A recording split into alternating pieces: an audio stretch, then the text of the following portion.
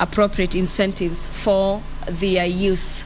The Speaker of the Senate, Honorable Amason Kingi, is in the chambers this afternoon. Allow me to hand you over for this particular live broadcast. Let us pray. Almighty God, we beseech you to behold with your abundant favor and blessings us, your servants, whom we have been pleased to call to leadership positions in this republic. We seek guidance to treat and consider all matters that shall come under deliberation in so just and faithful a manner as to advance the peace, prosperity, and welfare of our country and of those whose interests you've committed to our church. Amen.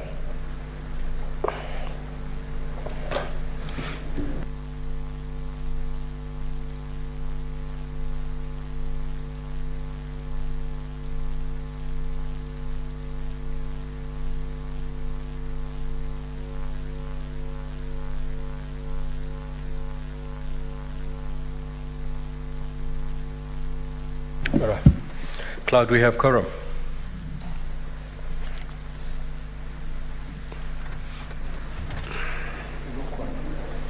Sergeant at Arms, kindly ring the quorum bell for 10 minutes.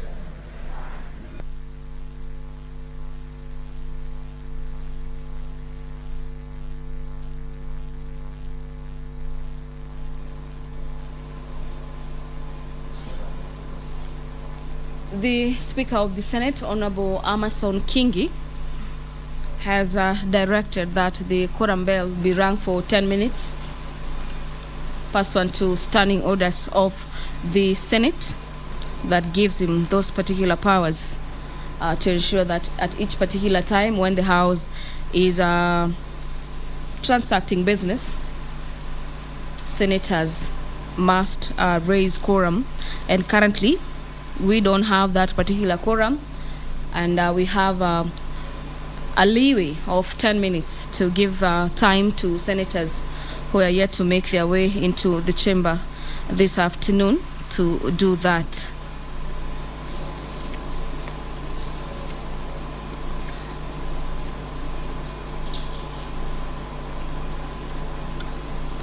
Over 30 reports from the Office of the Auditor General are set to be tabled this afternoon, and these particular audit reports are reports in regards to how various state corporations as well as municipal boards and counties utilized their budgetary allocation for the year ending June 2021 and June 2020, as well as June 2022.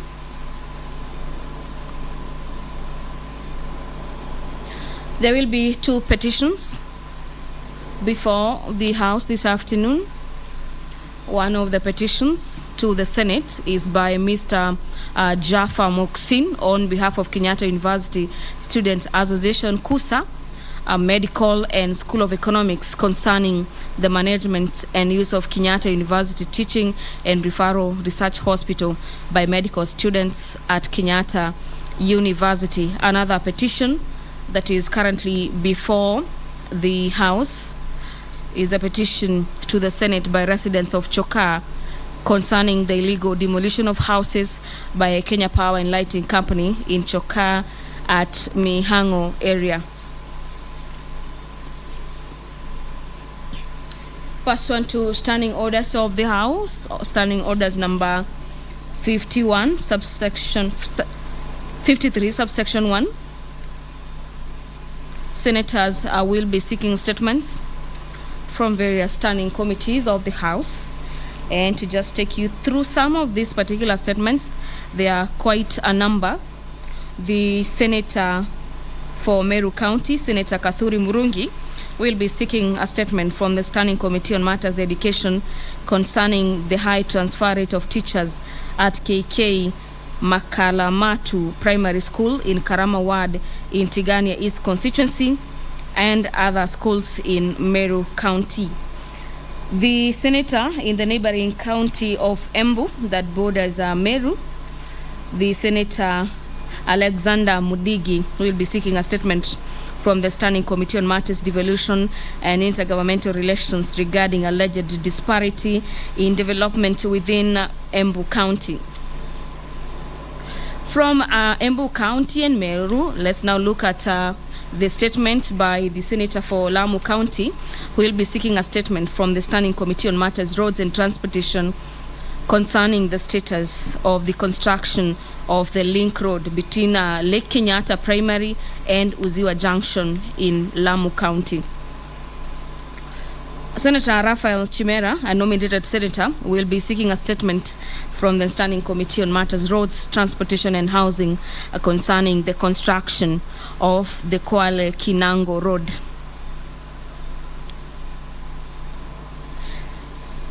The Senator for Murang'a County, Senator John Yutu, will be seeking a statement from the Standing Committee on Matters, Trade, Industrialization and Tourism concerning the circumstances that led to the closure of Murang'a County creameries.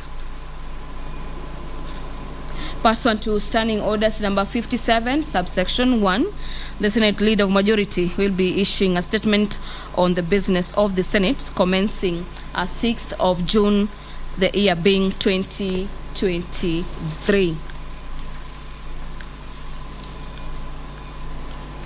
The quorum has been achieved. Allow me to hand you over for this particular live broadcast. Enjoy your viewing. So kindly stop the bell.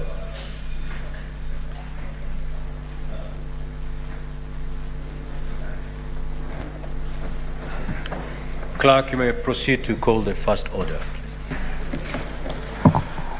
Order number 1, administration of oath.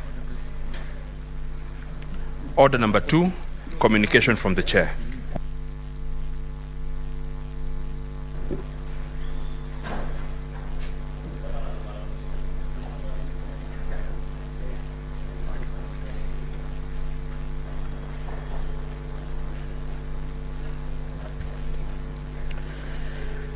Honorable Senators, I would like to acknowledge the presence in the Speaker's Gallery this afternoon 2 members of staff from the County Assembly of Mandera.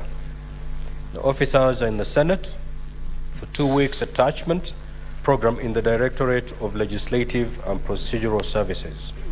Honorable Senators, on behalf of the Senate and on my own behalf, I extend a warm welcome and wish them a fruitful program.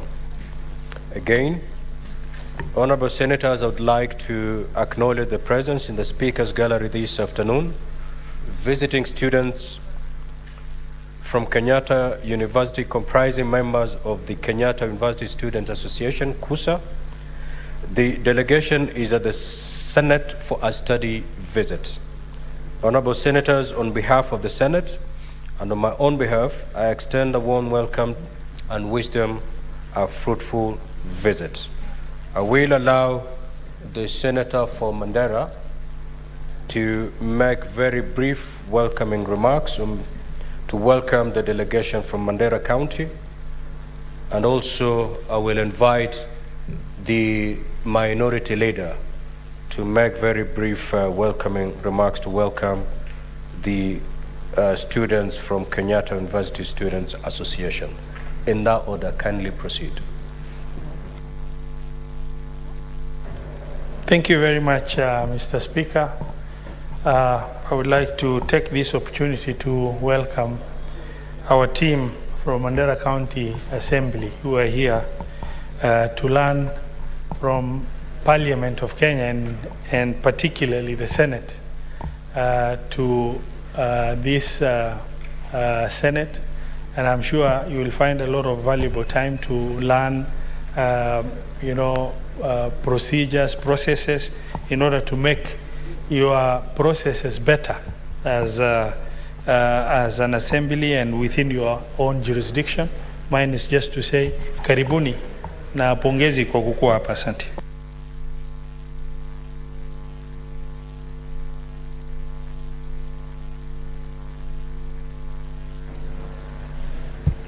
Asante Bwana Spika.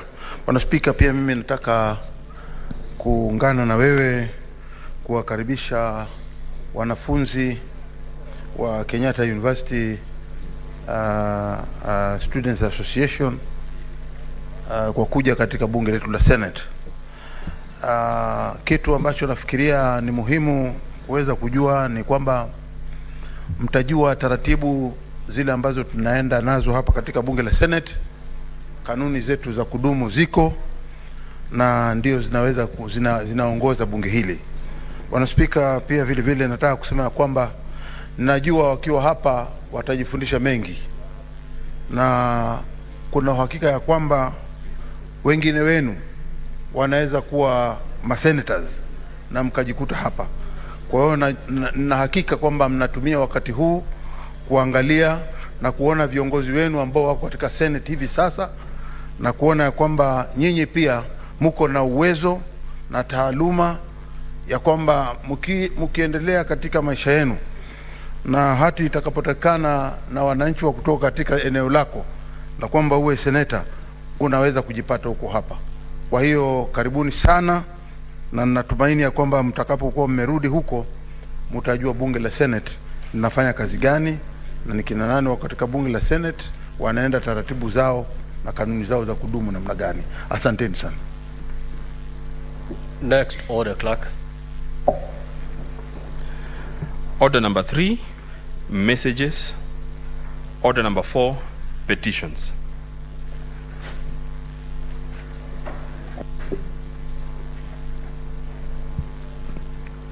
Honorable Senators, I hereby report to the Senate that a petition has been submitted to the Senate by Mr. Jaffa Muhsin Kasava concerning the management and use of Kenyatta University Teaching, Referral and Research Hospital by medical students at the Kenyatta University. As you are aware, under Article 119(1) of the Constitution, and I quote, "Every person has a right to petition Parliament to consider any matter within its authority, including enacting, amending, or repealing any legislation."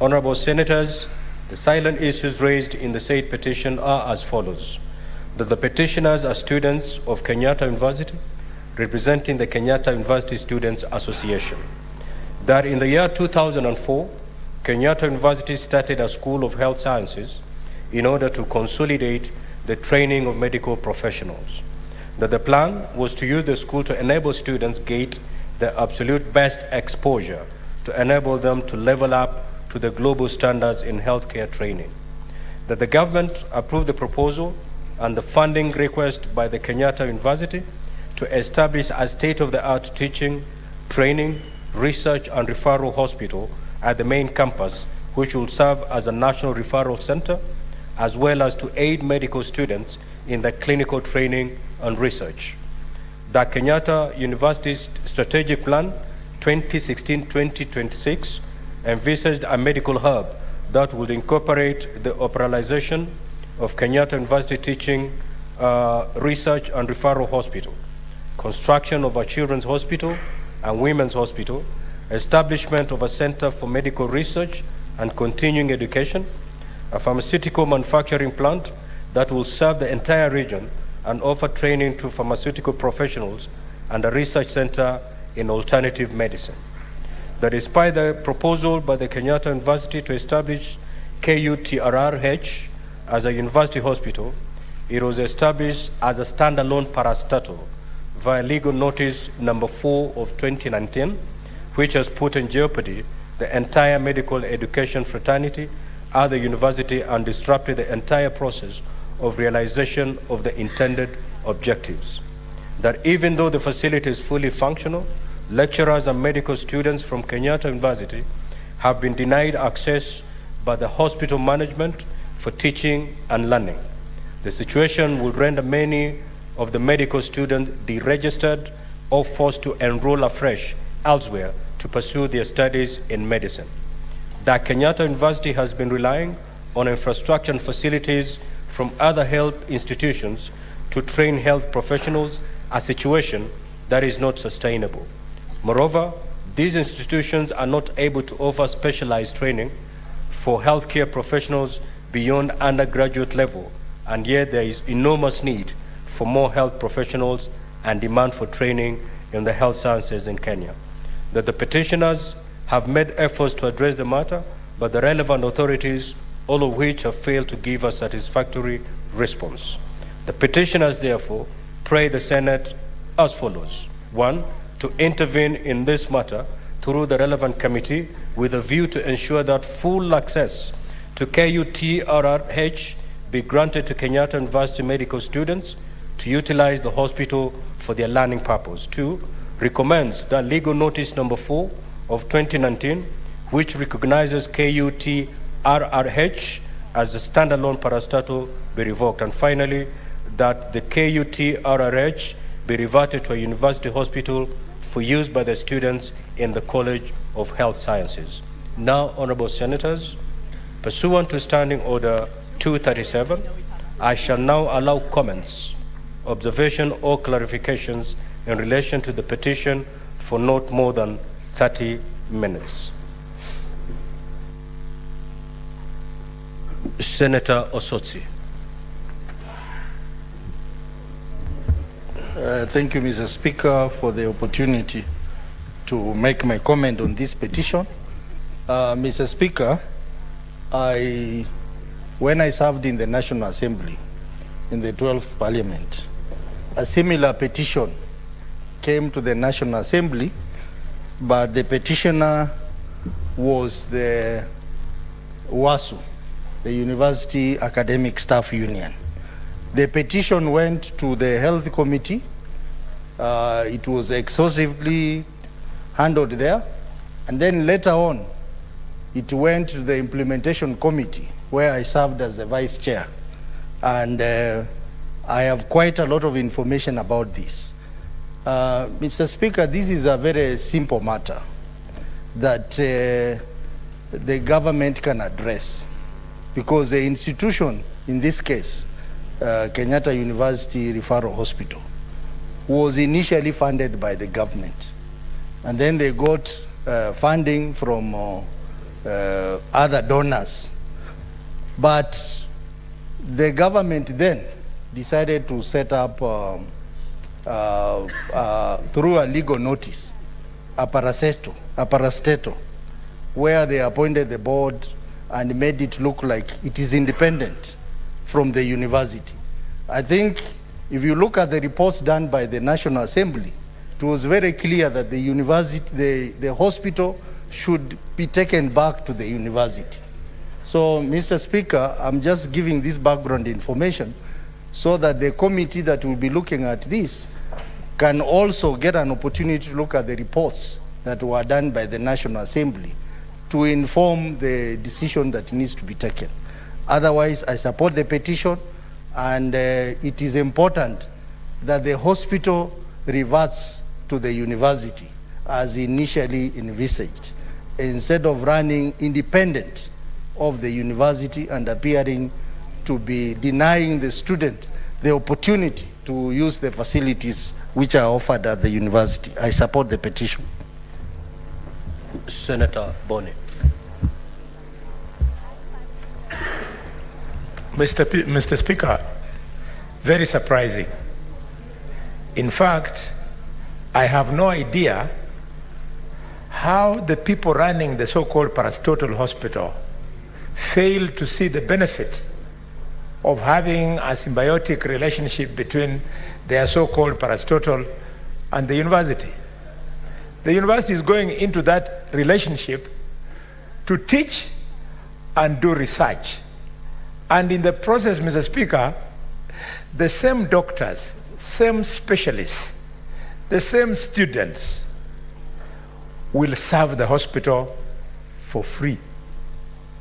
Because medical professionals, when they are teaching at the university, they are paid by the university. And then when they go to the hospital, they only take their students there to go and train them. They continue doing their research. So the hospital has got cheap labor by way of continuing students, by way of the lecturers. So the problem here, Osotsi, is that that parastatal, which you seem to have grasped very well, is being run by people who are only seeing the money. So they are fearing that the other arm of the university will come and partake of that money, and they do not want to they do not want to share the money as such. So, Mr. Speaker, as I support, we should protect the patients, because, Mr. Speaker, those busybodies who are now running that parastatal / hospital are only seeing the money, are not seeing the specialized services that they are denying those patients. So as a house that protects the public, we should ensure that we go for that legal notice. Oswati has talked of a legal notice. We go for the legal notice, either we repeal it, or if Sifuna calls it in law, we tear it into pieces, or you call it repealing, whatever you call it. That is where the problem is, and then life will be just normal. I support the petition strongly. Senator Mazayo.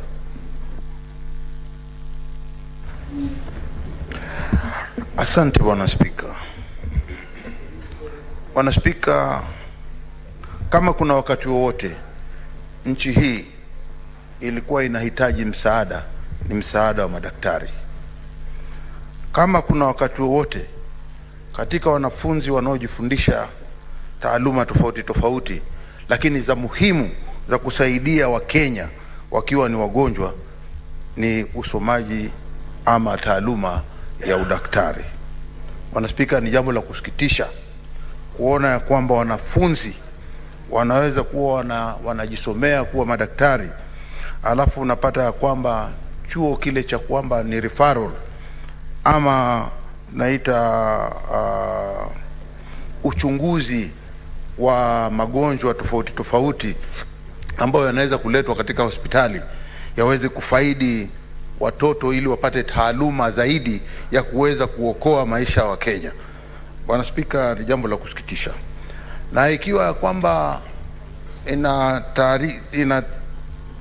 inajulikana ya kwamba kuna mgawanyiko, ya kwamba skuli ya kujifundisha udaktari na ile ya taaluma wamechukua sasa, wameenda pande nyingine wale mabwenyenye, ni kitu muhimu Bwana Spika ya kwamba hii legal notice ambayo iliweza kuchapishwa na kuweza kugawanya hii hospitali moja kwa mara mbili na ile ingine ikaenda na watu wengine, tunasema kwamba hiyo ilikuwa si sawa.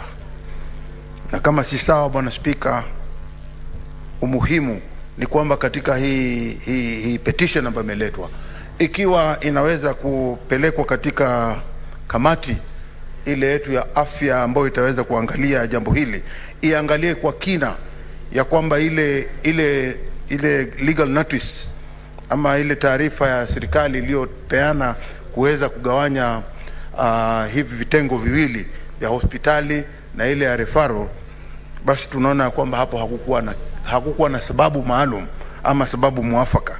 Tunasema ya kwamba iweze kuondolewa ili wanafunzi wale wanaojifunza udaktari waweze pia kupewa nafasi ya kuenda katika ile pande ya research, ili waweze kufanya research zao ama kuweza kufanya uchunguzi wa magonjwa na kuweza kupata taaluma hiyo pia.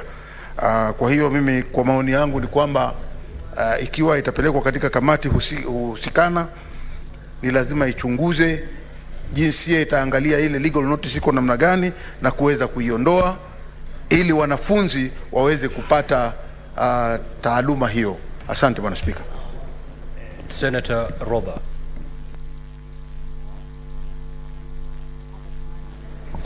Thank you very much, Mr. Speaker, for giving me the chance to contribute to this motion. It is extremely important, Honorable Speaker, that always the purpose for which an institution is established is followed to the letter. When Kenyatta University announced that they are going to establish a state-of-the-art medical facility within the university, the country was engulfed with an air of excitement, Mr. Speaker, looking at the residual benefit that is going to accrue to students that are going to get the opportunity to train their practice within the hospital. It's very sad if then, after establishing, the management of that university decides to privatize the institution and lock out students from benefiting from that hospital. As we get the opportunity to travel in many countries, Mr. Speaker, the best hospitals in most of these countries are university hospitals run by the university. Now, for the management of that institution to feel that the students and lecturers should not access is a very sad position. The last term of government, Mr. Speaker, I was exposed, the nation was exposed to a very bad decision when Honorable Balala, the then CS for tourism, made a decision to say Kenya Utalii College was not doing very well, and as such, it should be auctioned or sold. The purpose of establishing such college was never for profit making. It was for purpose of industrial engineering attachment to be able to produce creme de la creme of professionals in the hotel and tourism sector. And if the managers do not understand the purpose, then we are left disadvantaged. Mr. Speaker, sir, I rise to support that this institution should be given back to the university for us to get the best of all training for our students in the university and for the lecturers to be able to benefit from it. Thank you very much, Mr. Speaker.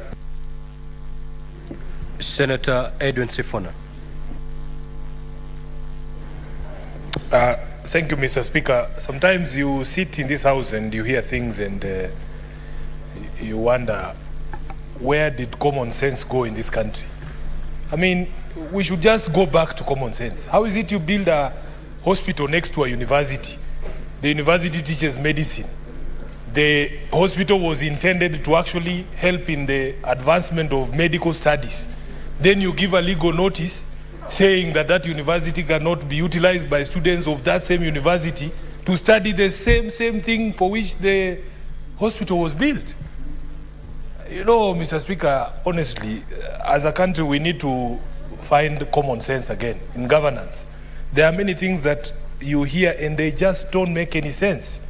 I would be very interested once this petition is committed to the relevant committee, when the minister responsible for health, or whoever it is that is responsible for this, we would want to share in that wisdom. Because from where I sit, with the facts that have been read to me and what Honorable Ososi has, submitted on the floor, there is absolutely no sense why institutions that operate door to door, one that should be symbiotic, a relationship that should be symbiotic, as Honorable Khalwale has said, somehow does not exist.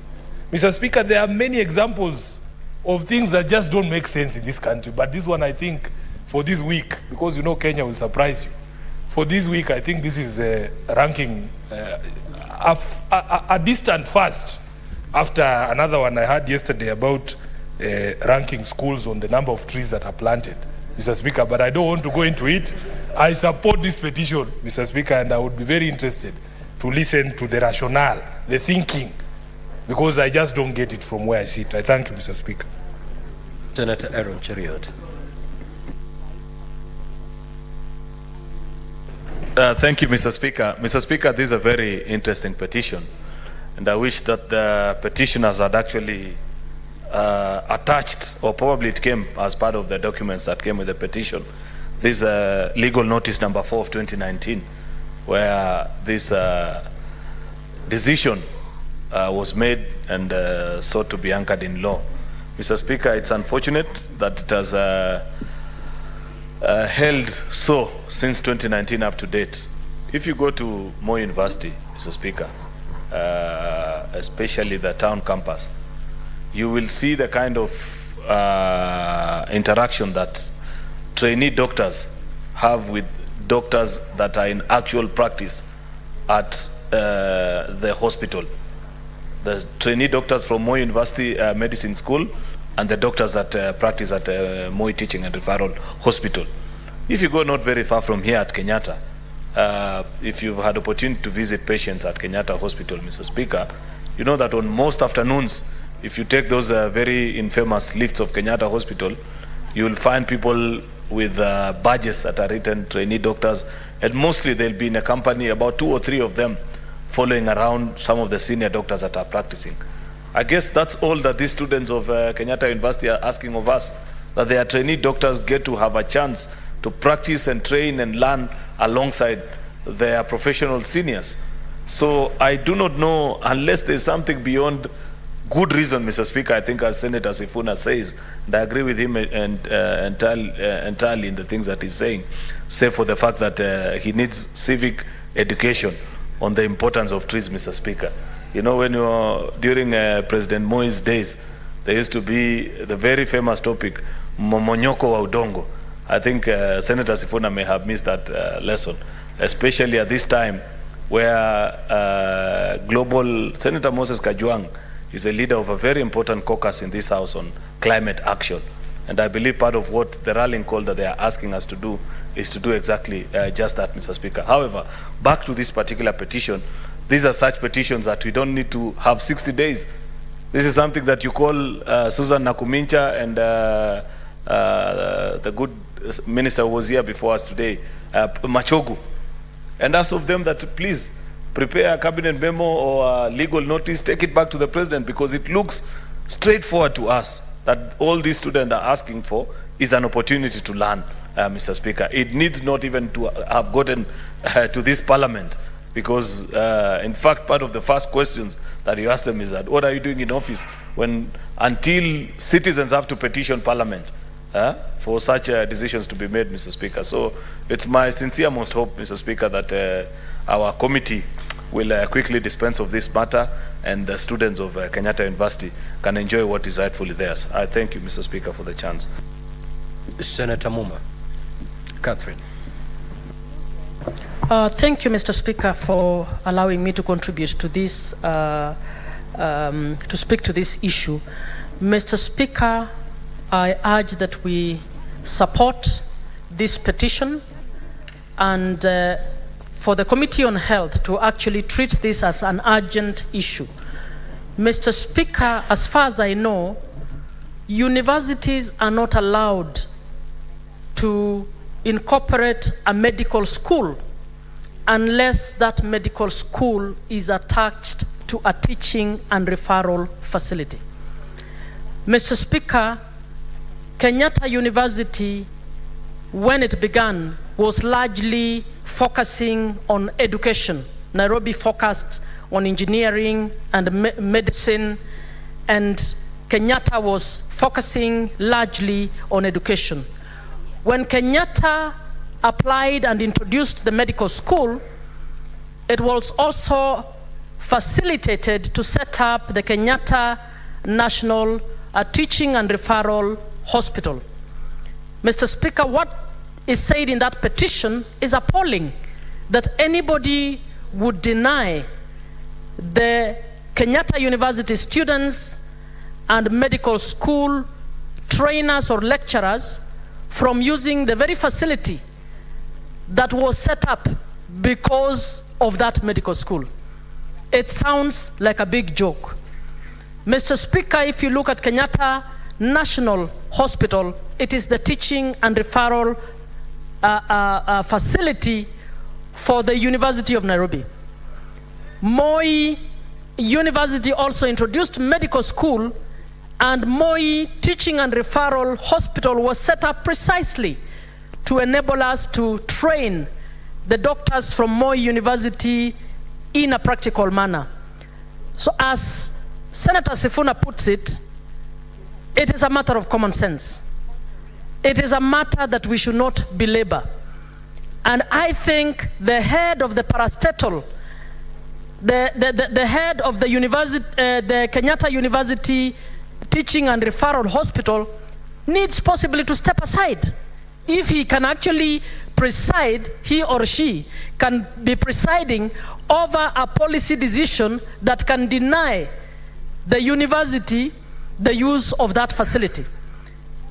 What they are actually doing is churning into the labor market a team of doctors and other medical personnel who are not well trained because they are denying them this opportunity. Mr. Speaker, I think the need for the country to have properly qualified and taught medical personnel is bigger than having so and so or who the other person as the chair or the CEO of that teaching and referral hospital. So I wish to ask that the committee look into that policy. If it is a policy that was made by the board of Kenyatta Teaching and Referral Hospital, that board should actually be dissolved so that we can have a board that understands why that facility was set up and to understand that that is a public facility that must deliver as was intended. Mr. Speaker, if I am not wrong, I think Kenyatta National Hospital may very well be registered as a parastatal. It is the Moi referral facility may also be registered as a parastatal. So the problem may not be per se that it is registered as a parastatal. I think the problem is that those who are running that facility have got it into their head that the facility is theirs. And they think that they can actually block away the primary reason why that facility was set up.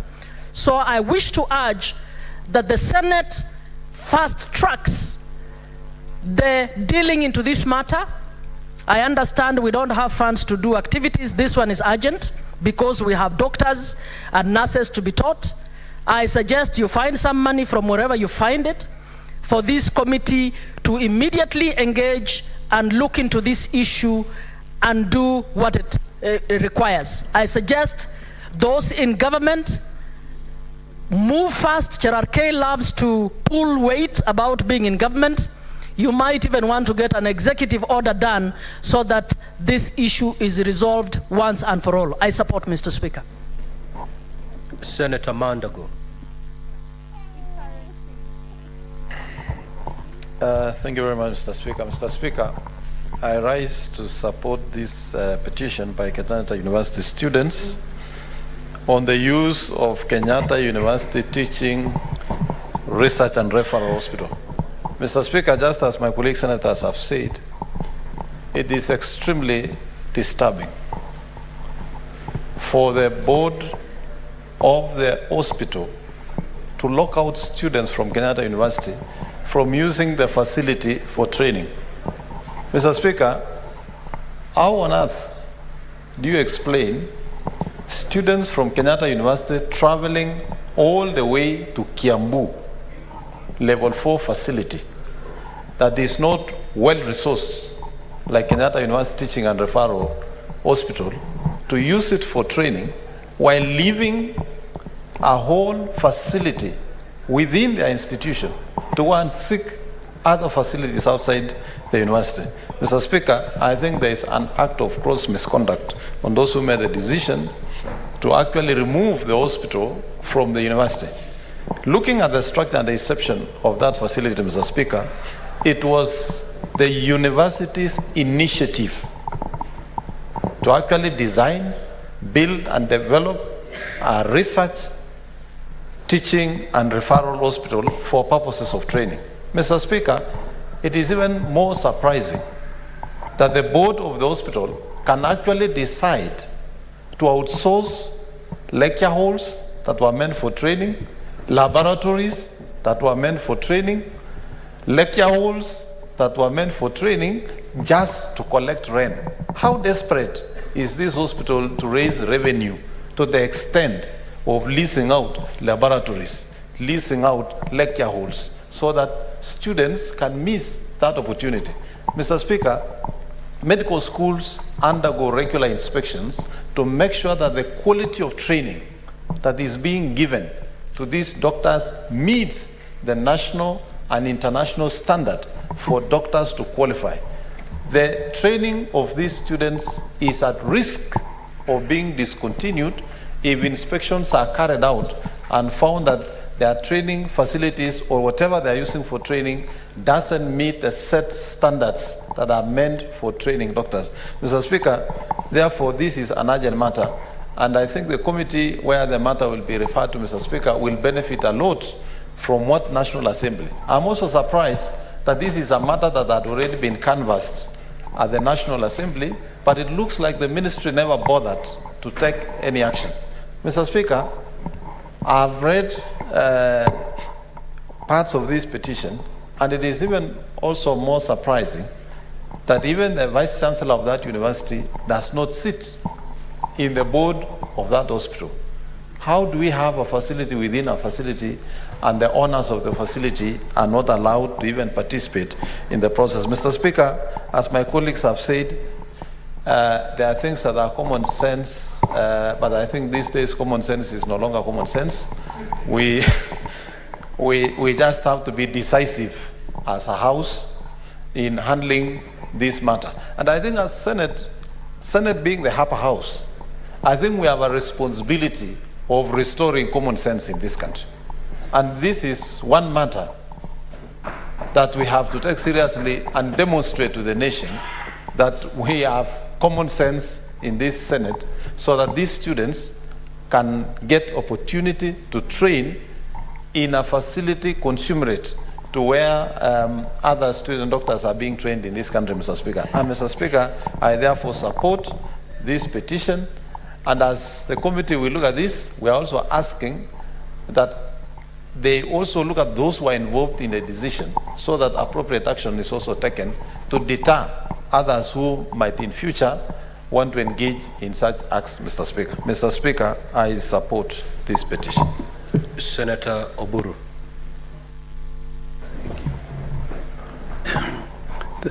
Thank you, Mr. Speaker, sir, for the opportunity. Mr. Speaker, I also want to add my voice to those who have spoken on this petition before. Mr. Speaker, it is very sad that this matter is taking too long when, in my view, Mr. Speaker, this should have been done very, very long time ago. Because if it was already canvassed in the National Assembly and it is still coming to the Senate more than a year later, Mr. Speaker, this is something which means there is some laxity somewhere. And I hope that Honorable Chariot there and Cherargei, who is always very fast, please, instead of increasing prices of things very fast like fuel and so on, take up this matter. Take up this matter and deal with it before it takes too long. Students are suffering.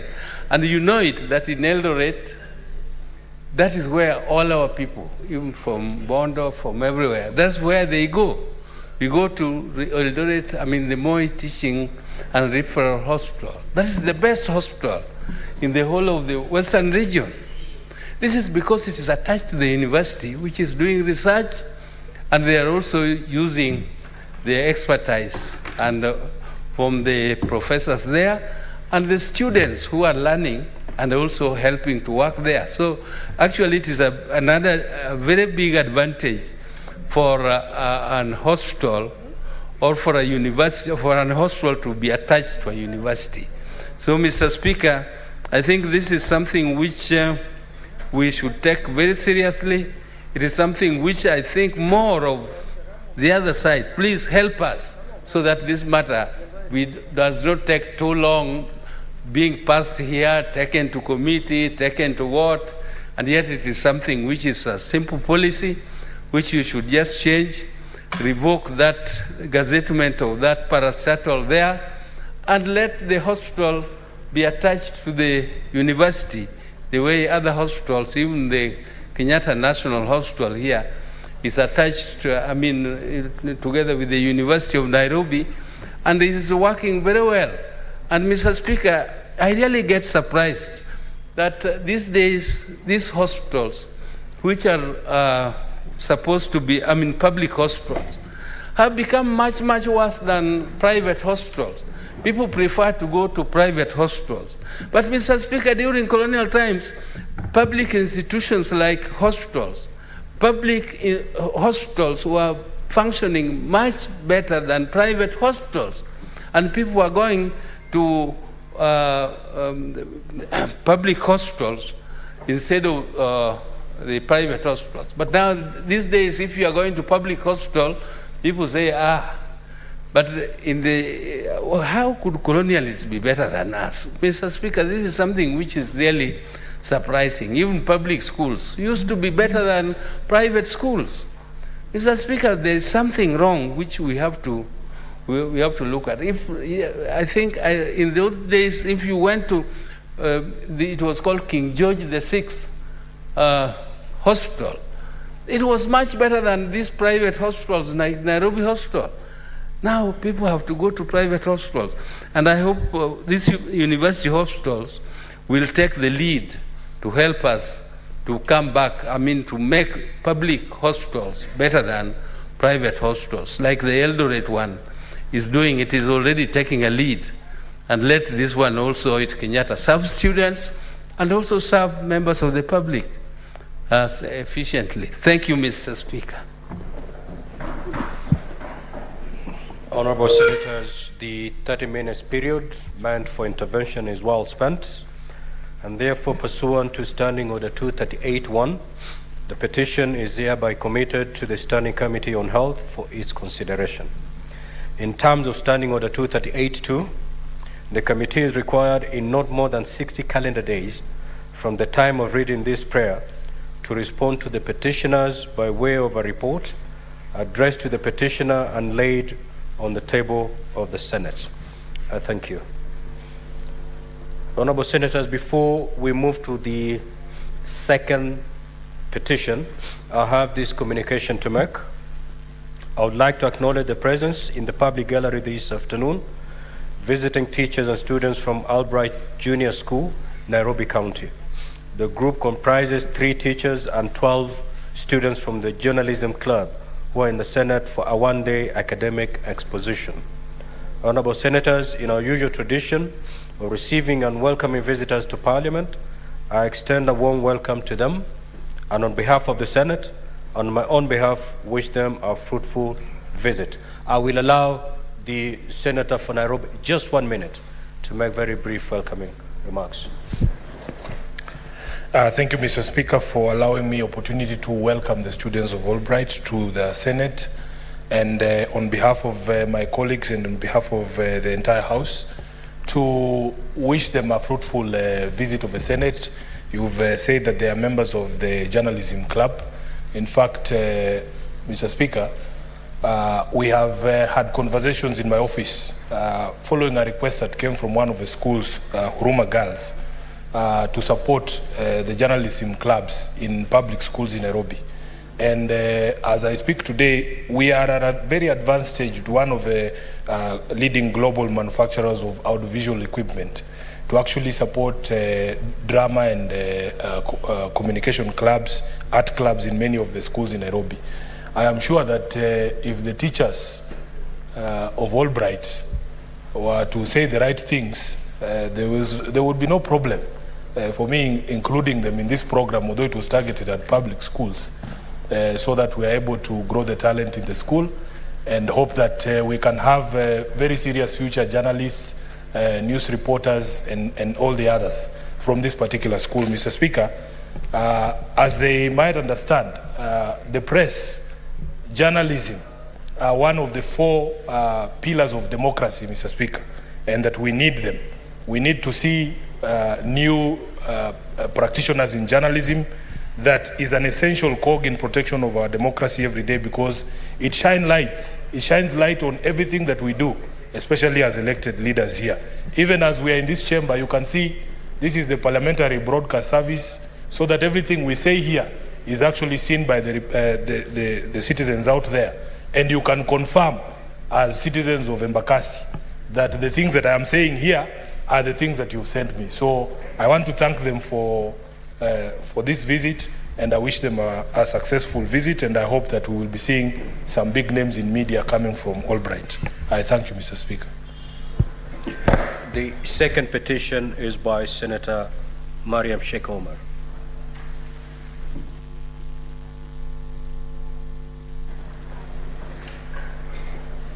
Thank you, Mr. Speaker.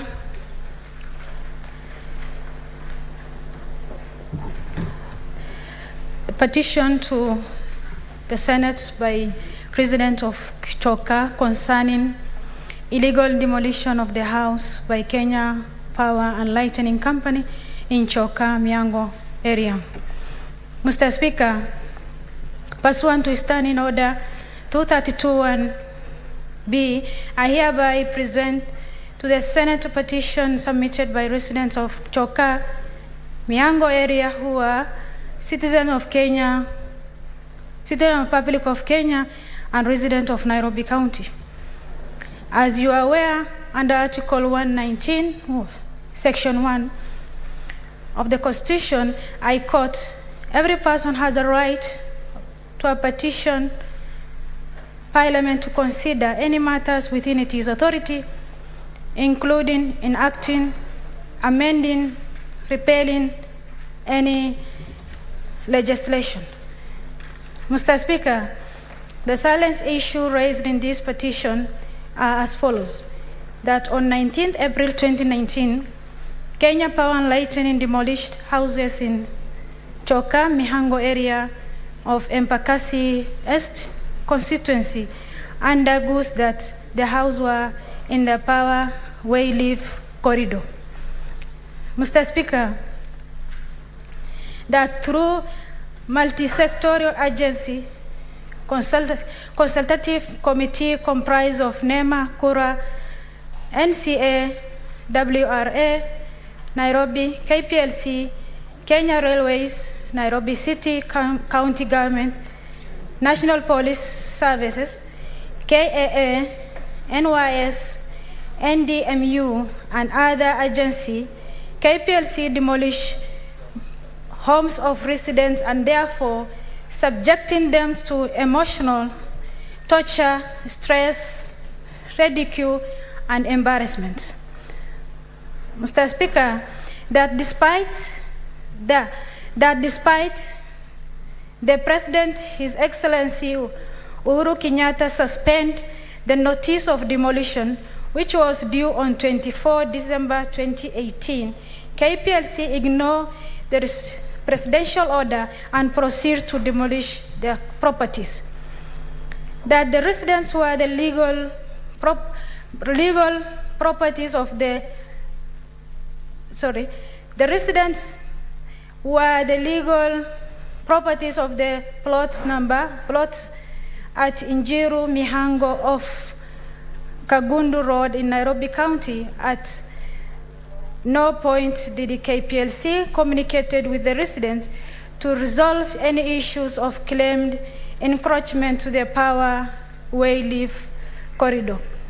Mr. Speaker, as a result of illegal demolitions, nearly 500 families were rendered homeless, with children forced to close the schools earlier because their schools and the residents has been destroyed.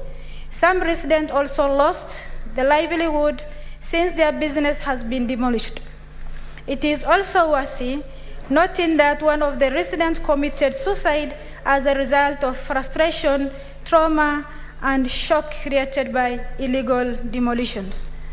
Mr. Speaker, that after completing a due diligence search at the survey of Kenya, the homeowners determined that KPLC did not possess the dispute land. As a result, demolitions were carried out in a bad faith, in violation of the residents' the fundamental right to housing and in contraventions of the country's Vision 2020-2030 of affordable housing. Mr. Speaker, that following demolitions, KPLC beacon the area, which was afterthought and complete violation of enacted regulations. The disputed plot has since remained vacant, with possibility of being sold to the third party to the procedural of demolition victims who have experienced emotional losses and emotional torments, worry, and disgrace. Mr. Speaker, the issue presented in this petition has been raised with relevant bodies but have not been adequately addressed. Mr. Speaker, none of the issues raised in these petitions are pending before any court of law, constitutionally, or any other legal body.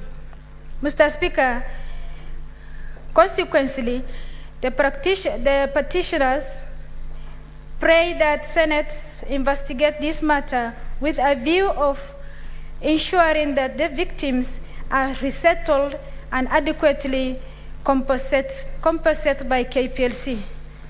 Thank you. Honorable Senators, I will allow Senator Wakili Sigei to present his petition. Thereafter, I will allow interventions on both petitions so that we save on time. Senator Sigei. Thank you very much, Mr. Speaker, for also granting me the opportunity to present the petition that have been authorized by a resident and citizen of this country to present it on his behalf pursuant to Standing Order 232 of this Senate. Mr. Speaker, the petition respectfully states that KUTRRH Limited is one of the oldest public listed companies in Kenya, having been established in the year 1922, that there has been a controversial majority acquisition of East African Breweries by Guinness PLC in 2000, which was strongly resisted by the people of the Republic of Kenya through the Parliament, that despite having knowledge of the dealings of the Capital Markets Authority, Kenya Revenue Authority, the National Treasury, and East African Breweries Limited have since not acted so as to correct or stop the fraudulent activities relating to shareholding and the illegal acquisitions. To that effect, some of the backlash Guinness PLC made a pledge to cede back most of the acquired shares to Kenyans in due course.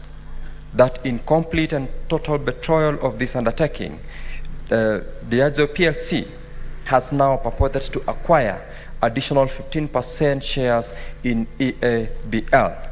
That the undertaking by Guinness PLC to cede back shares is actionable through a class action. That the recent acquisition of the extra 15% shares in EABL is a fraud upon the people of Kenya, as the shares are being acquired for an onward transfer to a new buyer at a much higher value for the benefit of the shareholders and to the detriment of Kenyan shareholders who will be denied the benefit of the higher price that will onward be obtained. An onward sale has been agreed with another company, and the purpose and purchase of the additional 15% shares is meant to assure the purchaser of a controlling stake in EABL after the onward sale. That the sale of the shares has been prompted by the desire by the fraudulent purchaser to evade huge tax liabilities that has been hiding through massive processes within the systems.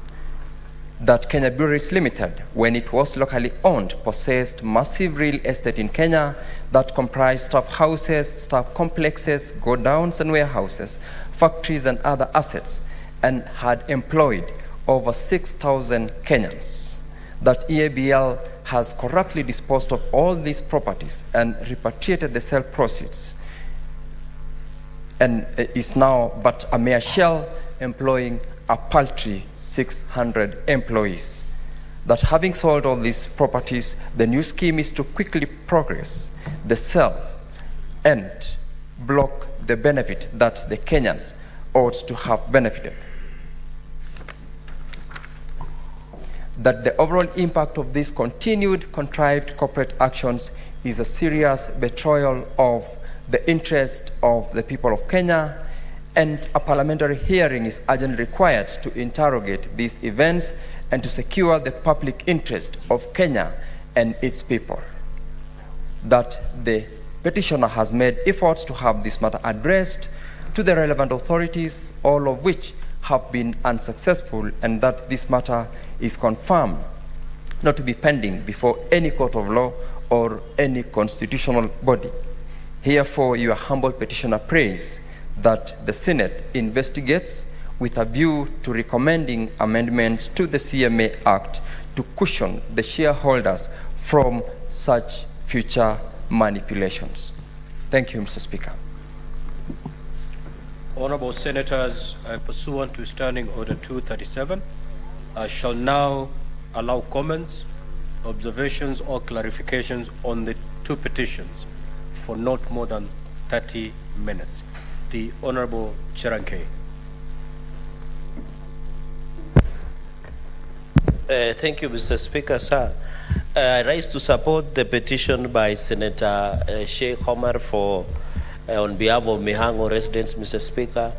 Mr. Speaker, when you look under Article 40 on protection to right to property and under Article 43 on adequate housing, Mr. Speaker, sir, it is very unfortunate that Kenya Power and Lighting Company went ahead with demolitions without proper recourse of the law.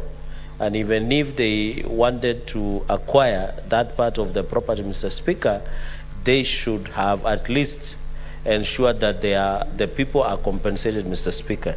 Mr. Speaker, you remember during lockdown and COVID, the Ruai residents that were affected in the middle of lockdown.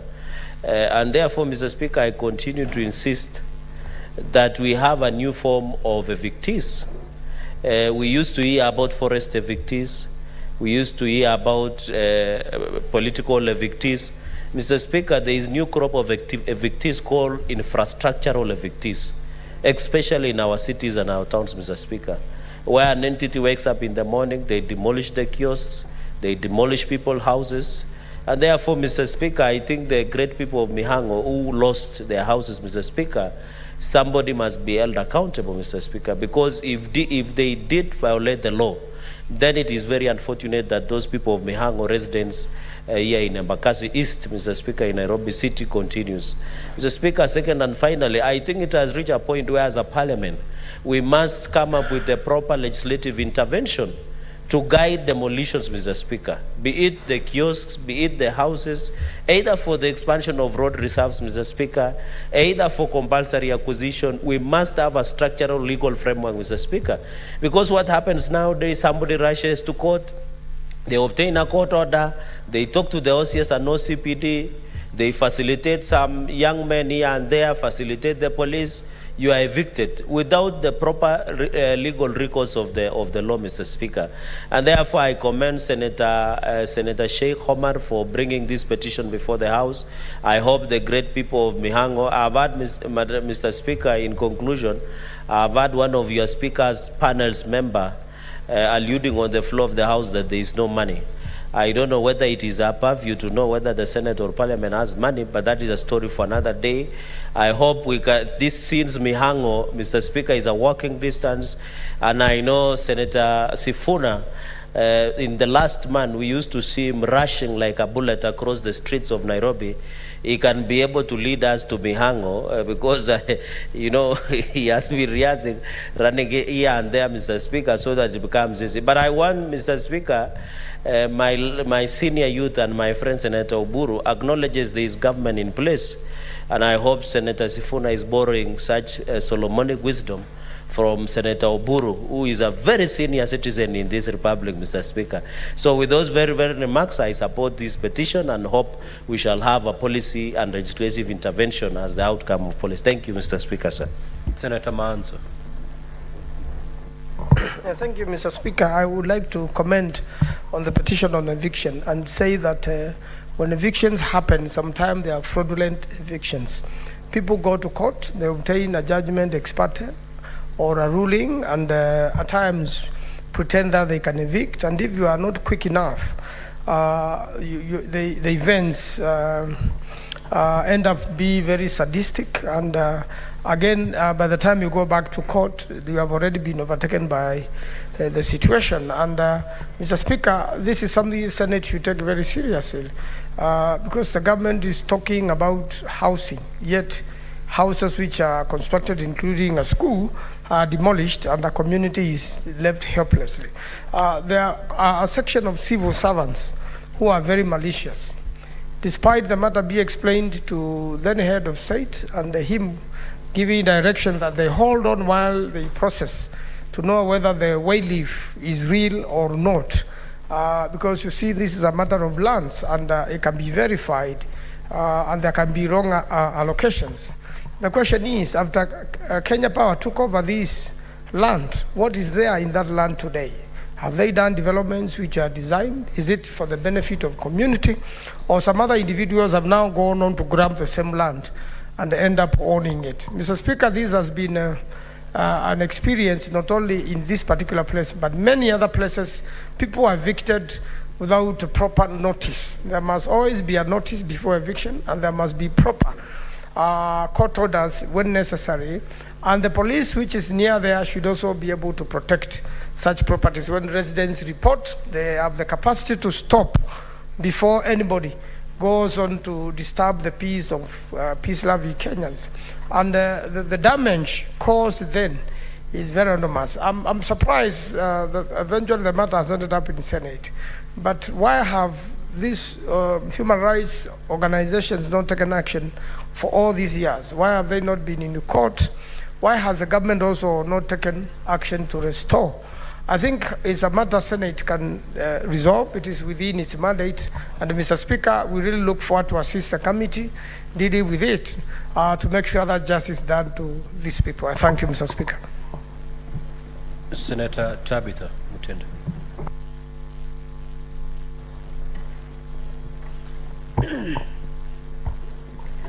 Thank you, Mr. Speaker, for this opportunity to rise and support Senator Mariam on the petition at Mihango. Allow me, Mr. Speaker, to state that Mihango is actually my voting place. That's where I vote, in Embakasi East, more precise, Mihango Primary. So it's an area I'm very familiar with.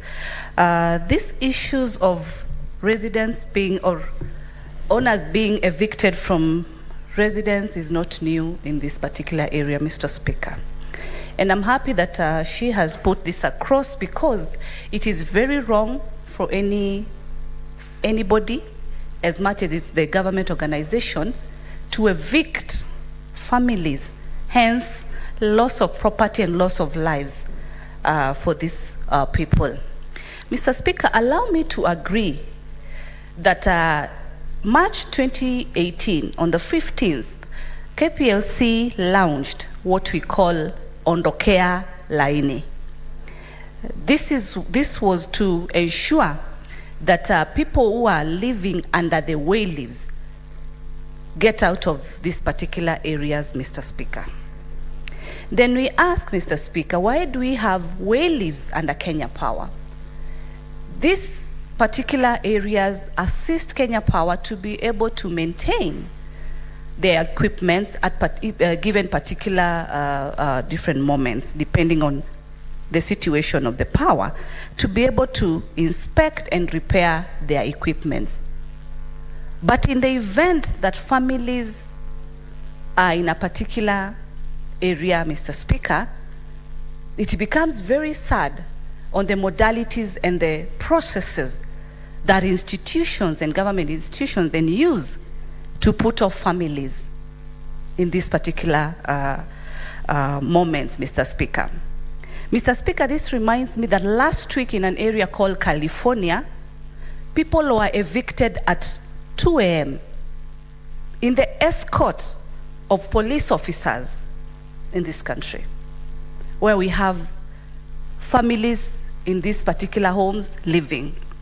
The issue, back to the issue of Mihango, Mr. Speaker, as I support Senator Mariam on this is a matter I would request, Mr. Speaker, that the committee you'll assign to look into, to ensure the stakeholders or Kenya Power as a company also states and gives full report on the losses that have been undertaken.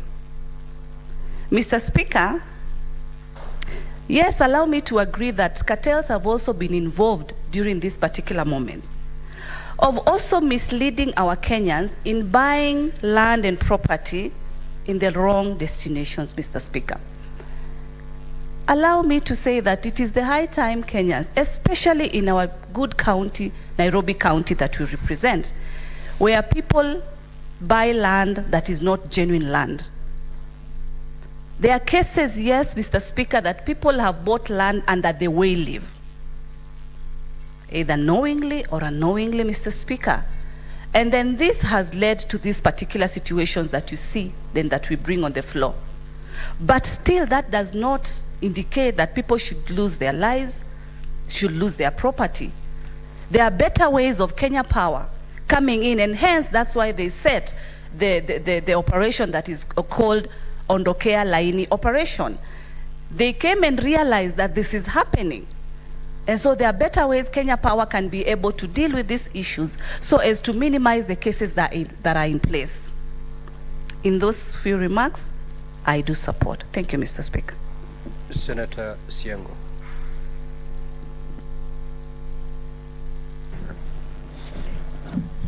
Asante Bwana Spika kwa kunipa fursa hii kuchangia petition ya Senator Mariam kuhusu kuondolewa na kufunjwa manyumba kwa wakaazi wa Chokaa Miang'o. Bwana Spika, niseme kwamba hii inaonyesha utepetevu ya wafanyikazi wa kampuni tofauti tofauti. Kwa sababu wakati haya manyumba yalikuwa yakinjengwa, walikuwa wapi? Wanaohusika kama ni planning ama ni authorize nyumba zinjengwe, walikuwa wapi? Ndiposa wananchi wanunue shamba, wanjenge manyumba, waishi ndani, na kama ni mzee ako na bibi, ako na watoto, ako na vitu zake za dhamana ambazo amenunua na ameweka kwa nyumba, alafu anaamkia asubuhi moja ameondolewa, hana nyumba na ajui aende wapi.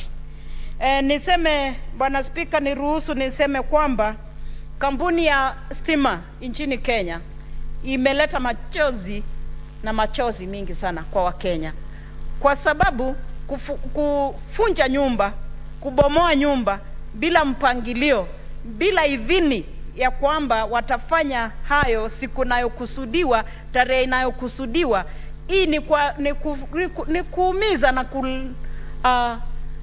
kuhujumu hata haki ya Wakenya. Kwa hivyo ni makosa kabisa.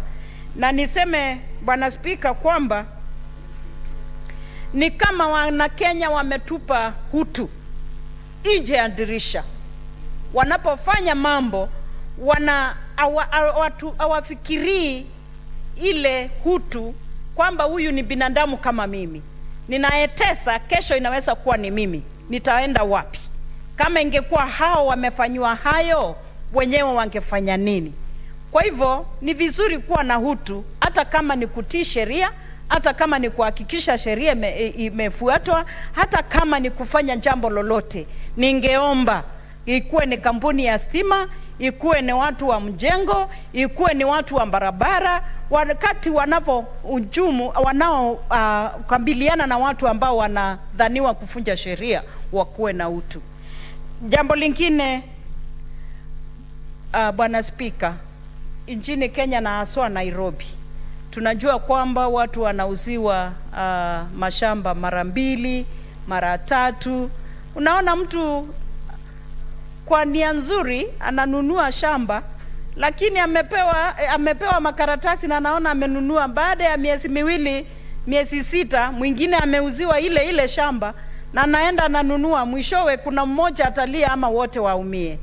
Na tena wengine wanatumia makaratasi ambao gushi, makaratasi ngushi, na unapewa makaratasi ukidhani umetumia, pesa yako imeenda, alafu unabaki pale ukihangaika. Kwa hiyo hayo mambo yote iangaliliwe vizuri. Ningeomba kama ni kamati ya ardhi ama wanaohusika kwa petition hii mahali itaingia, wachukue hatua inaostahili. Kama ni kuchunguza kila jambo lifanywe vizuri, na ambao wale watapoteza mali yao wakuwe compensated kwa sababu ni wapewe walipwe rifaa. Asante sana Bwana Spika, naunga mkono. Senator Siango, ni kulipwa ridhaa, sio vifaa. Senator Joyce. Thank you very much, Honorable Speaker. Allow me also to support the statement that has been brought by my colleague, Honorable Mariam. And I want to say, Honorable Speaker, as it has been said by a number of colleagues, that these are issues that are being caused majorly by the relevant offices. Right now, Honorable Speaker, we have a number of IDP camps. We have a number of displaced persons.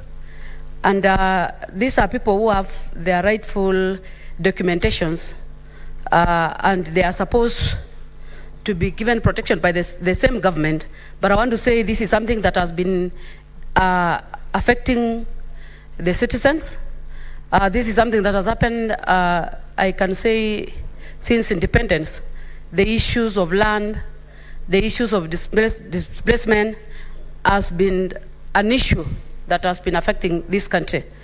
I want to say this, Honorable Speaker, that the issues that has been raised by my colleague are very serious issues that I think the relevant committee will come out with a resolution that will be able to assist the family to get their dues. And it will also act as a lesson to those who are going to face the same challenge, Honorable Speaker. These are issues that we've been discussing year in, year out. And I want to say that at any time, as an official or an officer from the government or the relevant ministries, have been made liable for these mistakes. Remember, Honorable Speaker, the reason why I was bringing the issues of IDPs is because you find a number of them. They have legal document that has been given by the government, the title deeds, but still they are on the streets, being evicted by the same government. I can talk of the previous government because I have been a member of the National Assembly by then, when some people were evicted in a place where the government have put up schools, they have the chiefs, they have the elected leaders, and still they allege that they are there illegally. Yet they have the legal documents that have been given by the same government. To an extent, as we speak, Honorable Speaker, a number of their children are still running in the streets. They don't have homes. They are in camps. You have a title deed, but you have been evicted from your land and you are in a camp. Honorable Speaker, I want to believe that the government in place right now is going to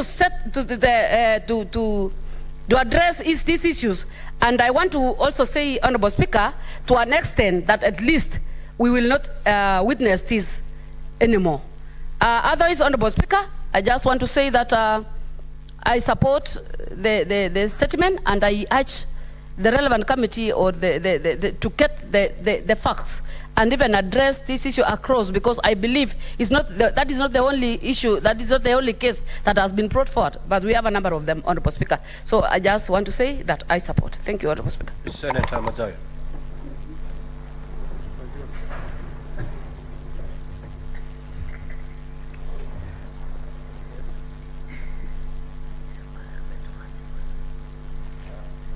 I thought I called Senator Mazayo. Oh, sorry.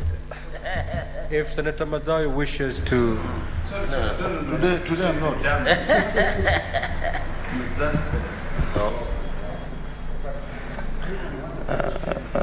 Asante Bwana Spika. Sijui kama jina langu sasa siku hizi liko kama la Kimasai ama liko namna gani, lakini mimi siketi. Bwana Spika, asante sana. Bwana Spika, kama kuna wakati wowote ambao familia huwa zinateseka, ni wakati wa kufurushwa kiholela ama kufurushwa katika makaazi wanayokaa. Kama kuna uchungu ambao watu wanasema uchungu wa mwana ujuaye ni mama, lakini ikifika kwamba jamii yote huwa inajua ni uchungu wa kuhamishwa kutoka pale mahali mnaita nyumbani, alafu sasa hamna pa kwenda. Bwana Spika, wakazi wa Chokaa ni wakazi ambao ni wa Kenya na wanaishi katika hicho kijiji, na ni bahati ya kwamba hawakuchagua, lakini hayo ndio makao yao. Jambo la kusikitisha leo kuona ya kwamba Kenya baada ya miaka 60 tunaweza kuchukua na kuweza kufurusha Wakenya wengine kutoka sehemu wanazoziita nyumbani, yaani makazi ya kwao, na kuwa katika barabara, hawajui waende mbele waende nyuma. Utendaji kazi kama huu wa Power and Lighting kufanya kitendo kama hichi, Bwana Spika, ni cha kukemewa zaidi.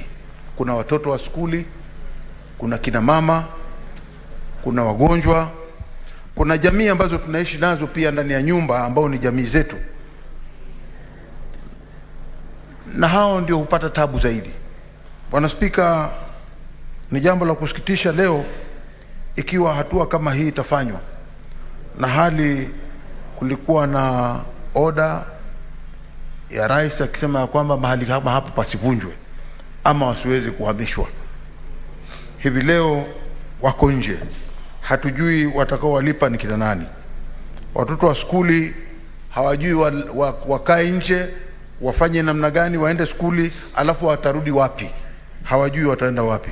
Wale wagonjwa kama hawako hospitalini ama wataweza kujikimu namna gani, ni hali ya mateso ambayo iko katika hivi sasa katika kule kwa wale kwa chokaa. Kwa hiyo nataka kumuunga mkono dadangu kwa kuleta hii petition hapa, na kwamba kamati ambayo itaweza kuchaguliwa, ile kamati yetu ya lands, iweze kuangalia ya kwamba hawa watu ambao wamefurushwa katika nyumba zao ama hawa watu ambao hawako katika makao yao.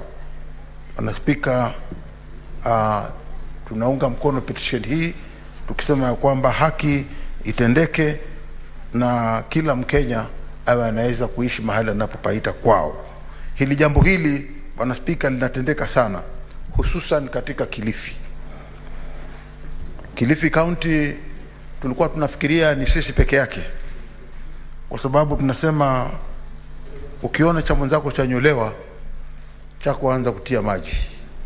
Sasa tunaona hii tabia imeanza kuja huku juu, hatujui itakuja kiasi gani, lakini tunasema tu ya kwamba ingekuwa bora tabia kama hizi ambazo watu wanaweza kufurushwa, hususan na makampuni kama Kenya Power ambalo ni shirika la serikali, liweze kuzingatia heshima kwanza, na waweze kuona wale wakubwa wanaweza kuongea, na alafu waangalie jinsia wanaweza kuchukua hawa watu ama wakawaahidi hawa watu watawapeleka mahali gani kabla ya kuwafurusha na matingatinga na kuwavunjia nyumba zao na maana ni wa Kenya wenzetu.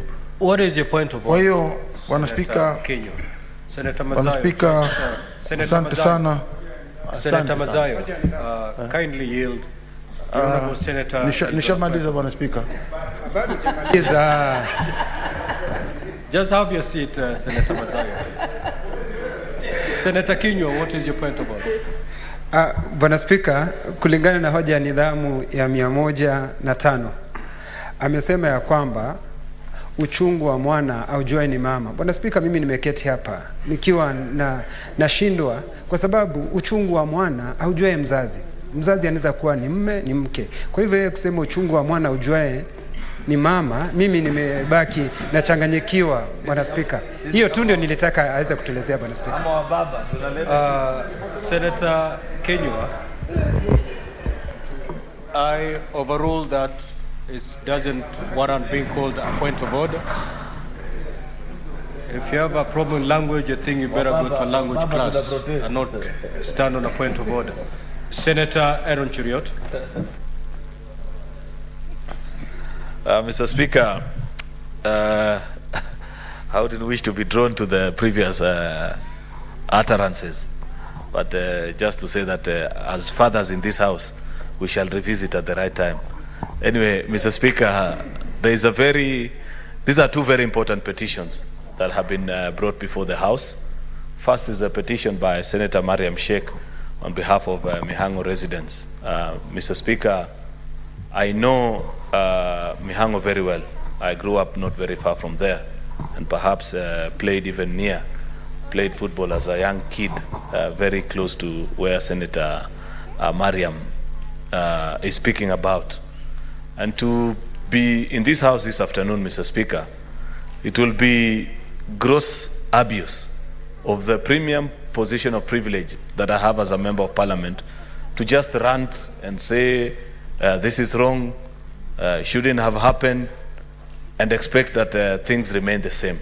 Mr. Speaker, those that have been in this house, and including everybody that's here this afternoon, know that on more than one occasion, we have considered petitions on citizens that have been evicted from various properties. Many times, countless times, I have lost count. And we keep on sharing our rage. Then we go wash our hands, eat mandazi, and go home. That's not what we are paid to do as members of parliament, Mr. Speaker. It will be great dereliction of duty if the committee responsible, the one that shall handle this petition, shall go, visit, listen to the cries of the residents, and just come back to this house with a report left out to gather dust in this house. I propose, Mr. Speaker, that this committee goes beyond the call of duty to not only just establish the truth on these residents, perhaps if KPLC will be found to be at fault, Mr. Speaker, first of all, impose a fine, and we have that responsibility. It's possible. We can give such directions, Mr. Speaker, and propose that they seek that the citizens actually be compensated. But over and above, Mr. Speaker, the most important thing is that can we come up with legislation, Mr. Speaker, on how to carry out evictions in this country, Mr. Speaker. We should go beyond just the collective rage as a house every other afternoon saying this was not done in a proper way. I believe that we can come up with a legislation that says even where there arises a dispute in a land between two parties, that this is a procedure that the police are supposed to follow, so that every other time we don't hear these stories that we keep on hearing that in the dead of the night people showed up in trucks, blah, blah, blah, and the kind of things that we hear each and every other afternoon, Mr. Speaker. We need to bury that practice this session of Parliament, Mr. Speaker. Therefore, the committee that will be tasked with handling this petition, Mr. Speaker, will do us great justice, and they'll cover us with dignity as a House, Mr. Speaker, if they come back to us with a legislative proposal on evictions of members of the public on any disputed property, Mr. Speaker, so that we put it to an end. This does not require much thought to it, but lay out a procedure. I don't know which statute or law they will are likely to amend, public order or whatever, Mr. Speaker, but at least guide the country. It is clear that the reason why these violations continue to happen so many times, Mr. Speaker, is for want of good laws, Mr. Speaker. Therefore, I believe that that will be good justice, so that we never sit here on another afternoon, Mr. Speaker, to just lament and go and have mandazi and go home, Mr. Speaker. Secondly, Mr. Speaker, is a very interesting petition by Senator Hilary Sigei, which seems to have escaped the notice or the attention of many senators, because I've listened to most of my colleagues and they've only commented on the petition about evictions by KPLC. This is an interesting one, Mr. Speaker. You do know, Mr. Speaker, that global conglomerates are increasingly facing scrutiny, either by parliaments or regulatory bodies in the countries within which they operate in, Mr. Speaker, for various malpractices, either in their accounting reporting or even in breach of data, and so many foul things that these institutions are found, Mr. Speaker. Mr. Speaker, or various breaches of the law, Mr. Speaker, that these multinationals are found to be in breach of, Mr. Speaker. You do know, Mr. Speaker, that presently in the European Parliament, there is a big fight between the Irish data regulator and Meta, the parent company that owns Facebook. And they have been fined over $1 billion just for breach of data, Mr. Speaker, for transferring data from European residents back to United States, Mr. Speaker. It points to the fact that citizens, regulatory bodies, parliaments are increasingly becoming aware to the evil practices of many of these multinationals that operate in countries other than their origin, with very little regard to the rule of law. I know this is a practice. It's not just EABL, as is being mentioned in this petition, Mr. Speaker. I know for a fact, when I read the tax records of KRA, Mr. Speaker, and you read about leading taxpayers, for example, you know that you will find very small eco-lodges in Narok are paying more taxes than the people that run the huge multinational plantations back in Kericho, Mr. Speaker. It cannot make sense.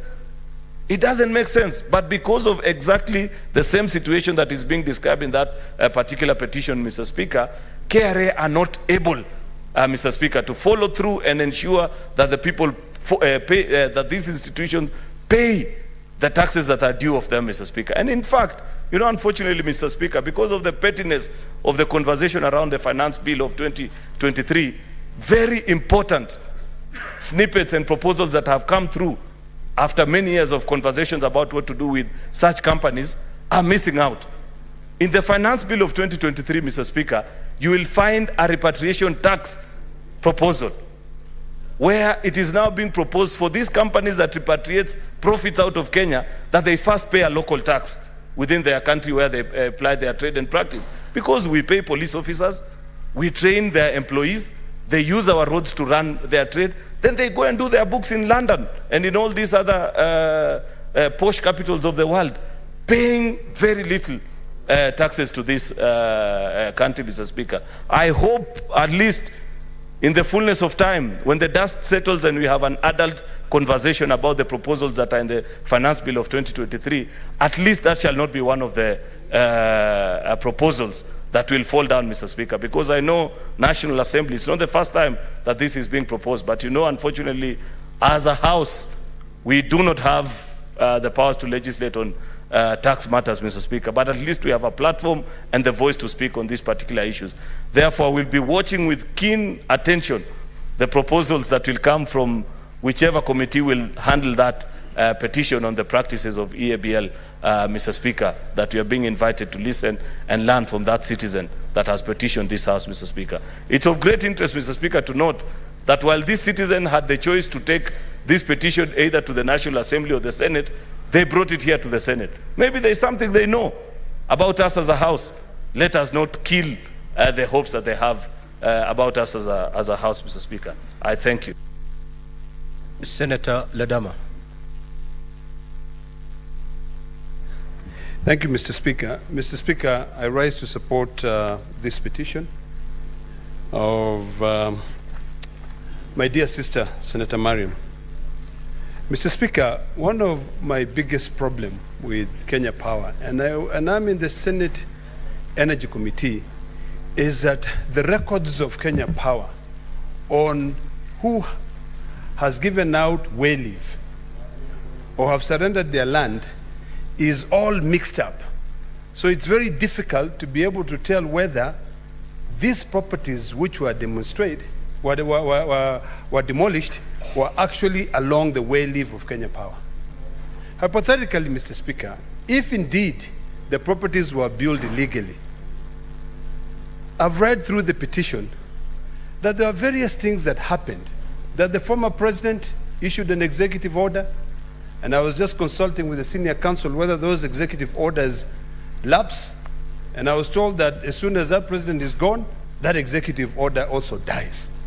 But in the interests of human beings, Kenyan citizens who reside in a particular area, why would it be so difficult for Kenya Power, for DCI or the DCC to be able to sit and discuss with the residents of the area and say, we will look for a suitable place for you to move, or at least they are given an opportunity to move? If indeed, Mr. Speaker, the issues which have been raised in this petition are accurate, because I've also noted that the residents went to court. And the last I checked is that if this matter was in court, then this House should not be entertaining it. So I'm a little bit perplexed, Mr. Speaker, because in the petition it says that the residents did go to court, and when they went to court, if you read number 6, it said that the resident filed 2 suits, and it names them there. And then it says that to stop the demolition of any forms of damages to the properties, but KPLC blatantly disregarded the said court orders issued on the 5th of April 2019 and 14th March 2019 respectively. Mr. Speaker, what I do not know, first of all, and maybe Senator Mariam can be able to clarify this, is whether this matter is still alive in court. Senator Ledama just have you said. That is a very valid concern. We cannot commit a petition whose subject matter is live in court. So, Senator Mariam, you're the one who brought this petition on behalf of the residents. Kindly confirm to the House that there is no dispute pending, not just in court, but in any other forum where this matter is discussed. Thank you, Speaker. Like I said when I am reading the petition, it is not live in the court. What was the determination? What was the fate of the two suits that were filed by the residents? It has been withdrawn. Thank you. Proceed, Senator Ledama. Fair enough, Mr. Speaker. The issues of subsidies are things which are of great concern to me. Because if a matter is live, but the way it appears is that there are orders. These orders do not cease to exist if they have not been complied with. Dama, yes. I think Senator Miriam has said the suits were withdrawn. No, Mr. Speaker, I'm okay with that. What I'm just saying is that I'm still grappling with the idea that a court order would be issued and a publicly traded company. You know what people seem to forget is that Kenya Power is owned both by individuals. I've got some shares. I'm sure some residents here, it could be 2 or 3 shares you have, or 200. And even those residents who are evicted. And the government owns about 51%. But what I fail to understand is why we would, Kenya Power as a publicly traded What is the company. point of order, Senator Cherangei? We need to conclude on this matter. Mr. Speaker, I rise by your Speaker's rules, rule number 5 on dressing of the senator. This is unrelated. Mr. Speaker, sir, if you see the trouser that has been worn by Senator Gloria Orwaba, we give evolving Senator Cherangei, yes. Allow Senator Ledama to conclude. You're supposed to rise on a point of order on the senator who is speaking. Okay. So let him conclude, and then you can prosecute your point of order. Conclude, Senator Ledama. Thank you, Mr. Speaker. Mr. Speaker, let me summarize, because I was really trying to prosecute on this matter, but because of time, I fully support this petition. And I do hope that by the time this matter is brought before the Energy Committee to look at the conduct of Kenya Power and Lighting, all those residents will be brought.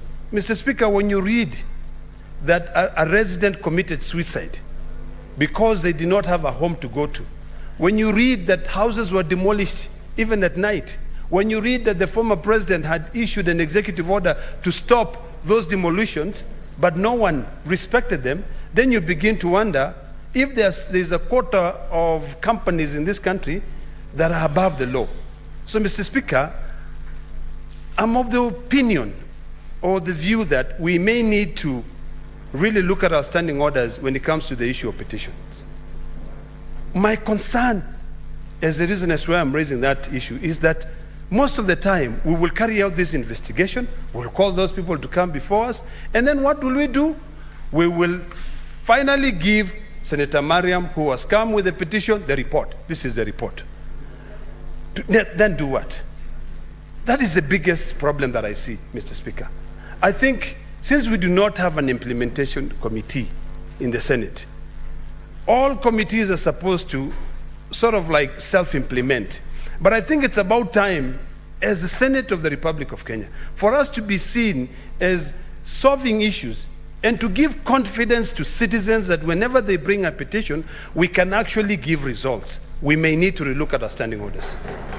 We may need to think, how do we follow through? These are Kenyans who have a right to live in this country.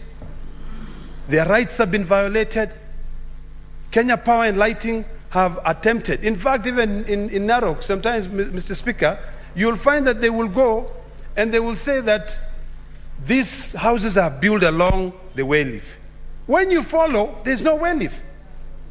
So those are the things that we need to follow. So, Mr. Speaker, I'm looking forward to investigating this petition. I hope you will commit it to the Energy Committee so that we can be able to follow through and ensure. And I want to assure the people of who are affected. These Kenyan citizens, there are about 10 of them, we will do everything possible to be able to make sure that if it is compensation, if it is your rights are respected. Thank you, Mr. Speaker.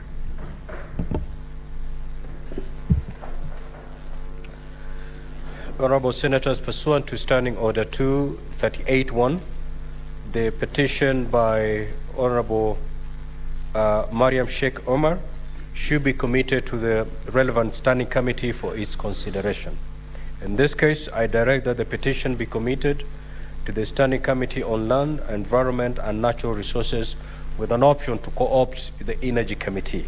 In terms of Standing Order 238-2, the committee is required in not more than 60 calendar days from the time of reading this prayer to respond to the petitioner by way of a report addressed to the petitioner and laid on the table of the Senate.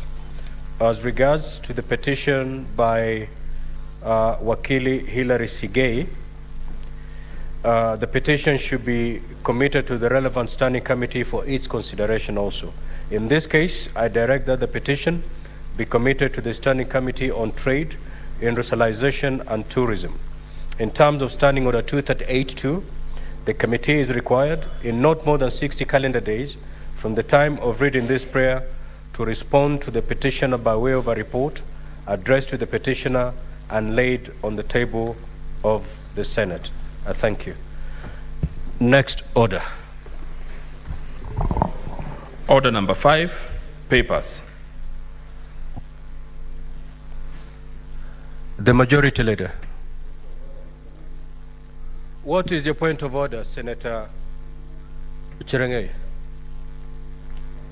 Mr. Speaker, sir, I raise pursuant to Speaker's Rules number 5 on the dressing of senators in the House, Mr. Speaker. You know everything is evolving.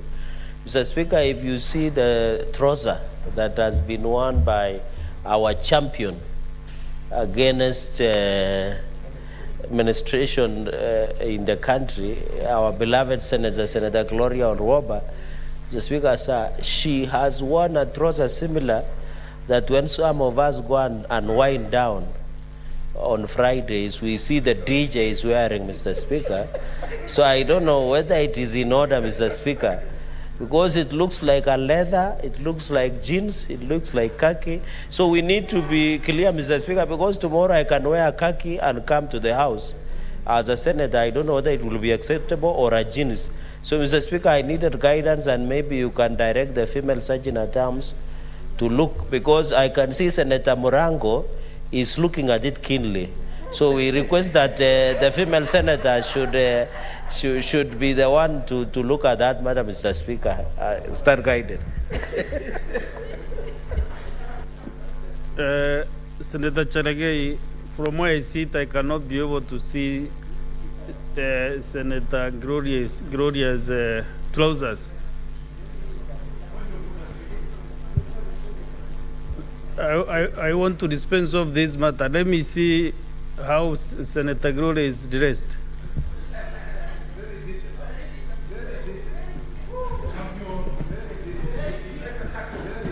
Just walk.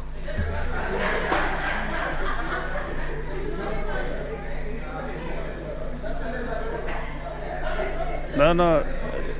Have your seat, Senator Gloria. You are well dressed.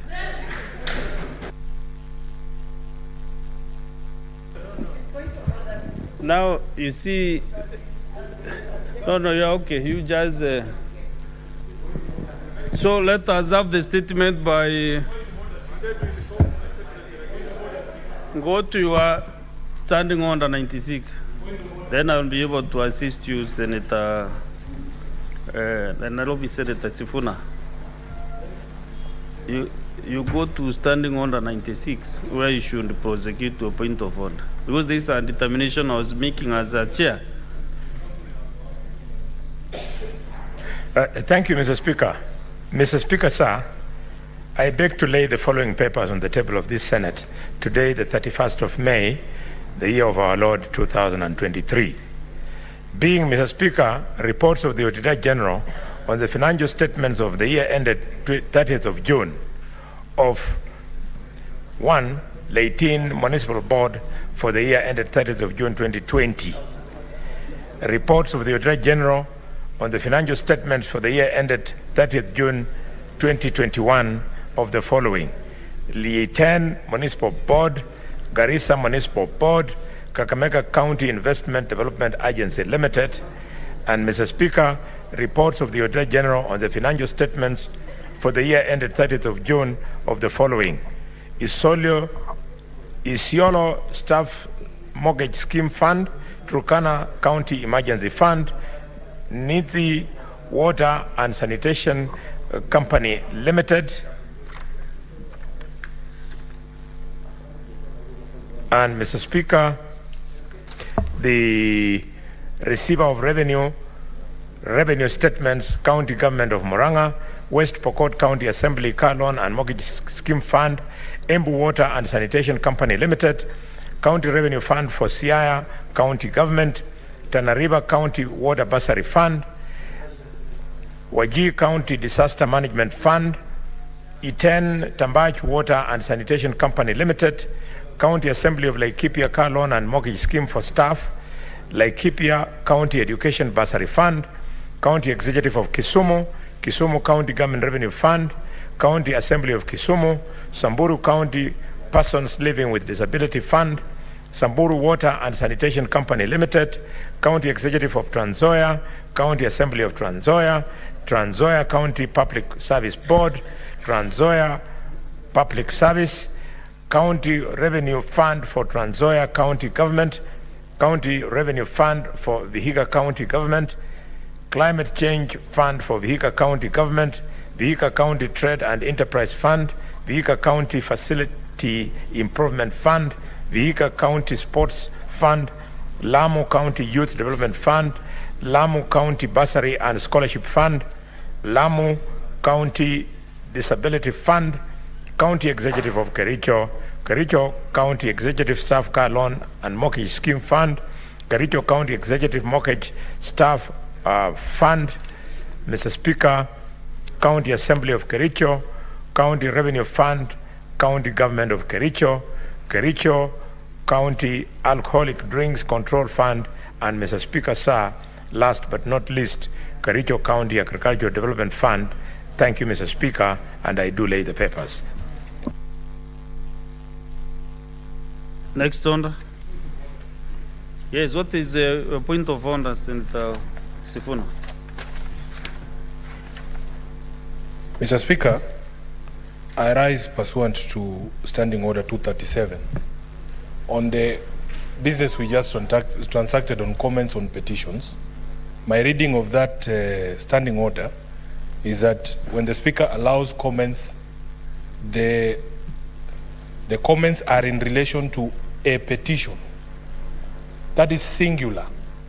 So, Mr. Speaker, when there are two petitions that are then rolled into one, the Speaker should be at least clear on how much time he's allocating every petition, because, Mr. Speaker, I feel that when a petition is presented by a member of another delegation, touching on the delegation, like say Nairobi, you have just been discussing Nairobi, I have interacted with this matter day in, day out, then for me not to get an opportunity to speak on it because time has been fixed and then it is attached to both petitions, Mr. Speaker, I feel it's unfair. So prior to committal of the petitions to the committee, it would be nice when the Speaker rolls two petitions into one for comments by members to specify whether that 30 minutes is for both petitions or in accordance with 237, each petition is going to get 30 minutes. That was my point of order, Mr. Speaker, and I couldn't raise it when the Speaker was on the floor. These are some of the challenges we are experiencing with the standing orders as senators trying to transact business in this House. I thank you. Senator Sifuna, are you saying there is no Speaker now in this House? Because you said you could not raise your point of order, when the speaker was chairing. Mr. Speaker, I think one of the tools of debate that has been demonized in this House is a point of order. So when you hear somebody shouting point of order, you just think it is something negative. Mr. Speaker, I couldn't do it when, what term do I use? When the substantive speaker was now committing the petitions to the committee. When I tried to raise it when you had called the next order, it was also problematic because you asked me to wait for the minority whip to finish.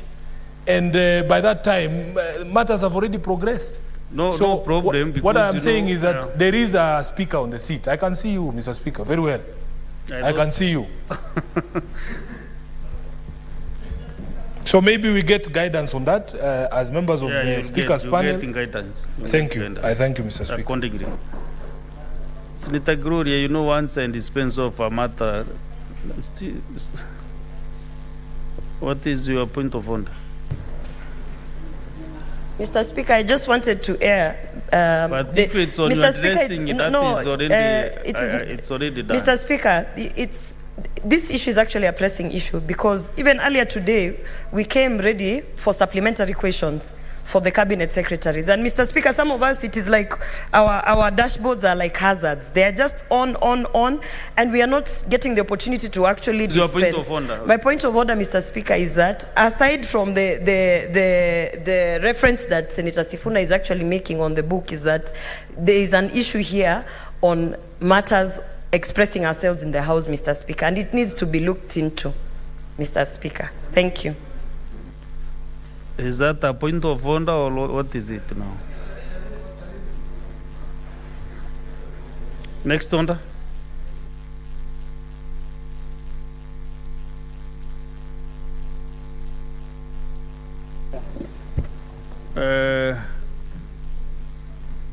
Senator Mboni Karori, I understand there are more papers that you have not read. The chair of the committees. Oh no, not you. Chair Labour Committee, Labour and Social Welfare. Yeah.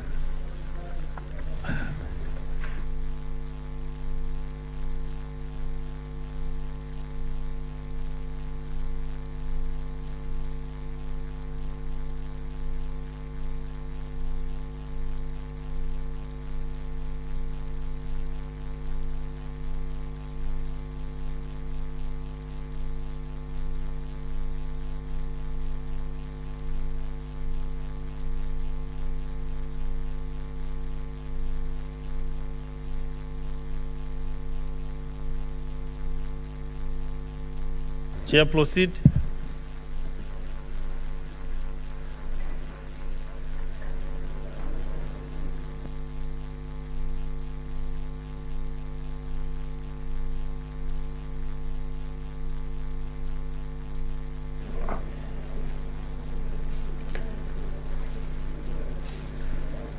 Mr. Speaker, sir, I beg to lay the following papers on the table of the Senate today, 31st May 2023.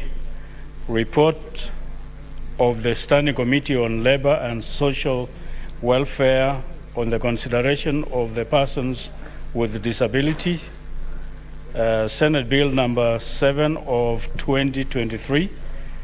Secondly, report on the Standing Committee on Labor and Social Welfare on the consideration of the Heritage and Museum Bill, Senate Bill number 8 of 2023. Thank you, Speaker.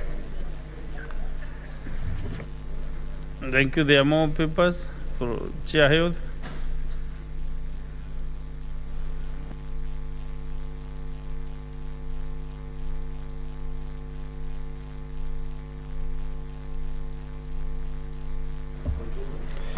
Mr. Speaker, I beg to lay the following papers on the table of the Senate today, 31st May 2023.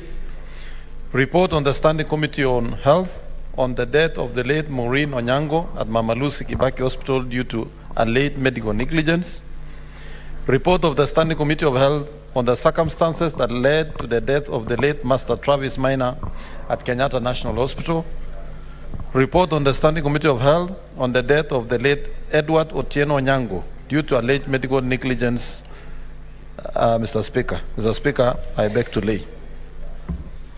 Thank you. Next order. If there are no other papers, there is? Okay. Chair budget.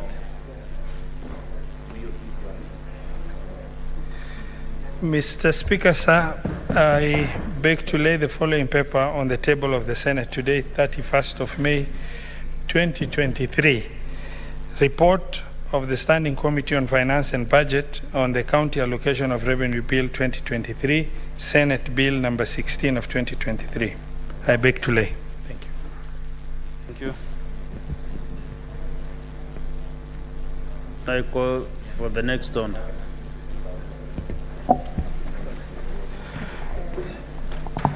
Order number 6, notices of motion. Next order. Oh, you have a notice? Chair.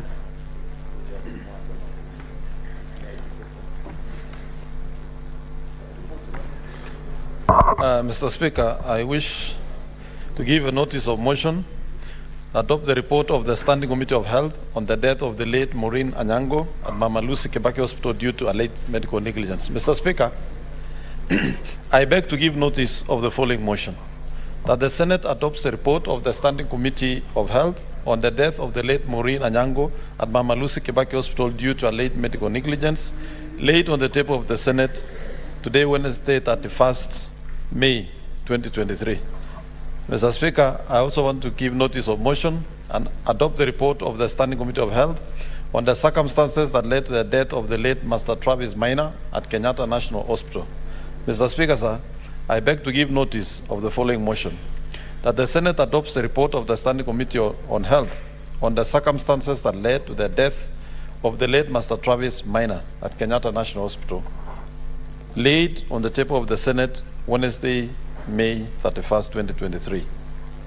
Mr. Speaker, I beg to give notice of the motion that the Senate adopts the report of the Standing Committee on Health on the death of the late Edward Otieno Onyango due to a late medical negligence, laid on the table of the Senate Wednesday, 31st May 2023. Mr. Speaker, I beg to give notice. Thank you. Next order. Order number 7, questions and statements. Let's get statements under Standing Order 53-1. Senator Mudigi, Alexander.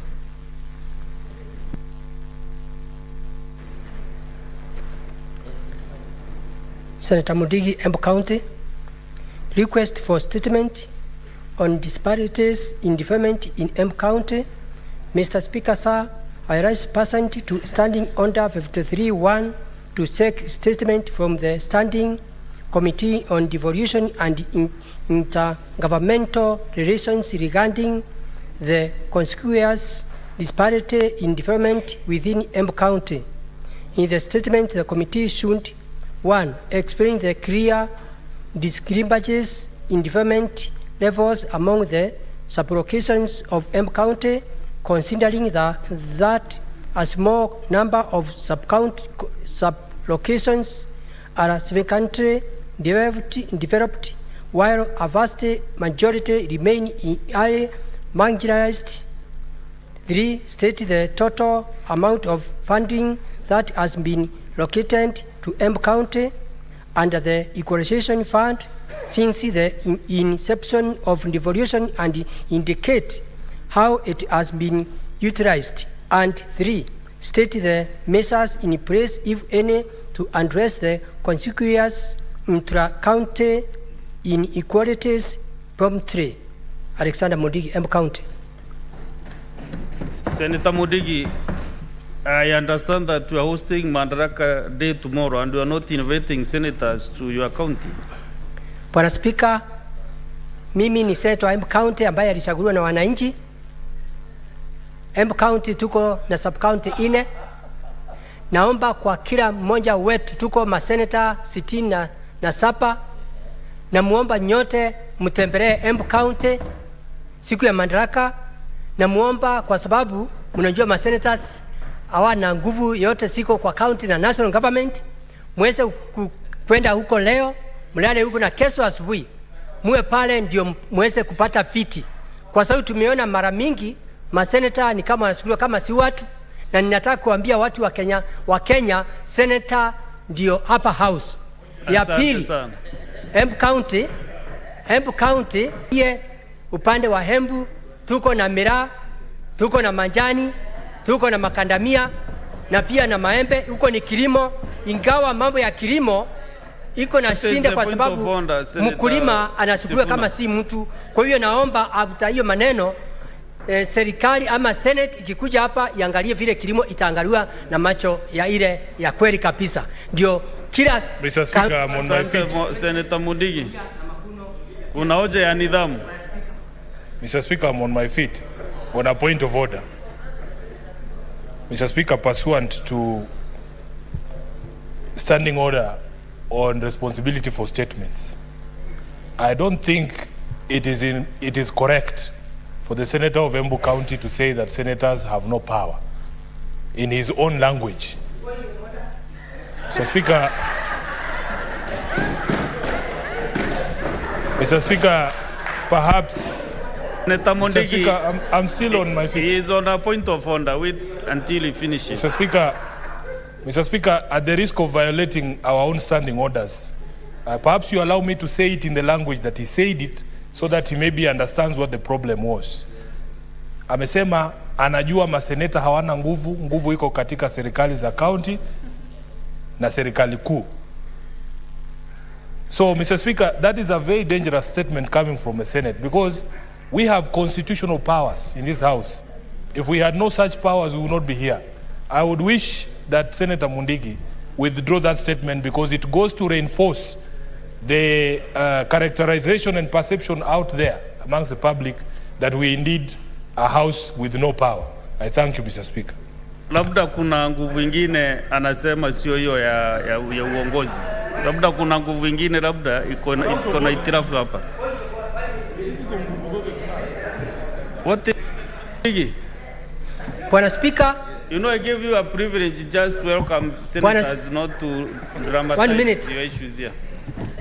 Bwana Speaker, nafikiria Senator mwenzangu na viki wangu wa Azimio akuelewa vile nimesema. Watu wengi wanaona kama Senator ana power, lakini tunajua Senator ni hapa house. Senator wa Nairobi na viki wangu wa Azimio. Na kwa sababu sio siku ya kurusha mawe, unavaa uelewe. Mimi nimesema watu wanaona kama Senator ana nguvu, lakini katika Kenya Senator ni hapa house. Kwa hiyo na ukalipisha pale Kenya, ukuje uangalie watu wa Embu, tuko na watu wote wa Kenya kwanza. Walio Azimio nyote, karibuni Embu County.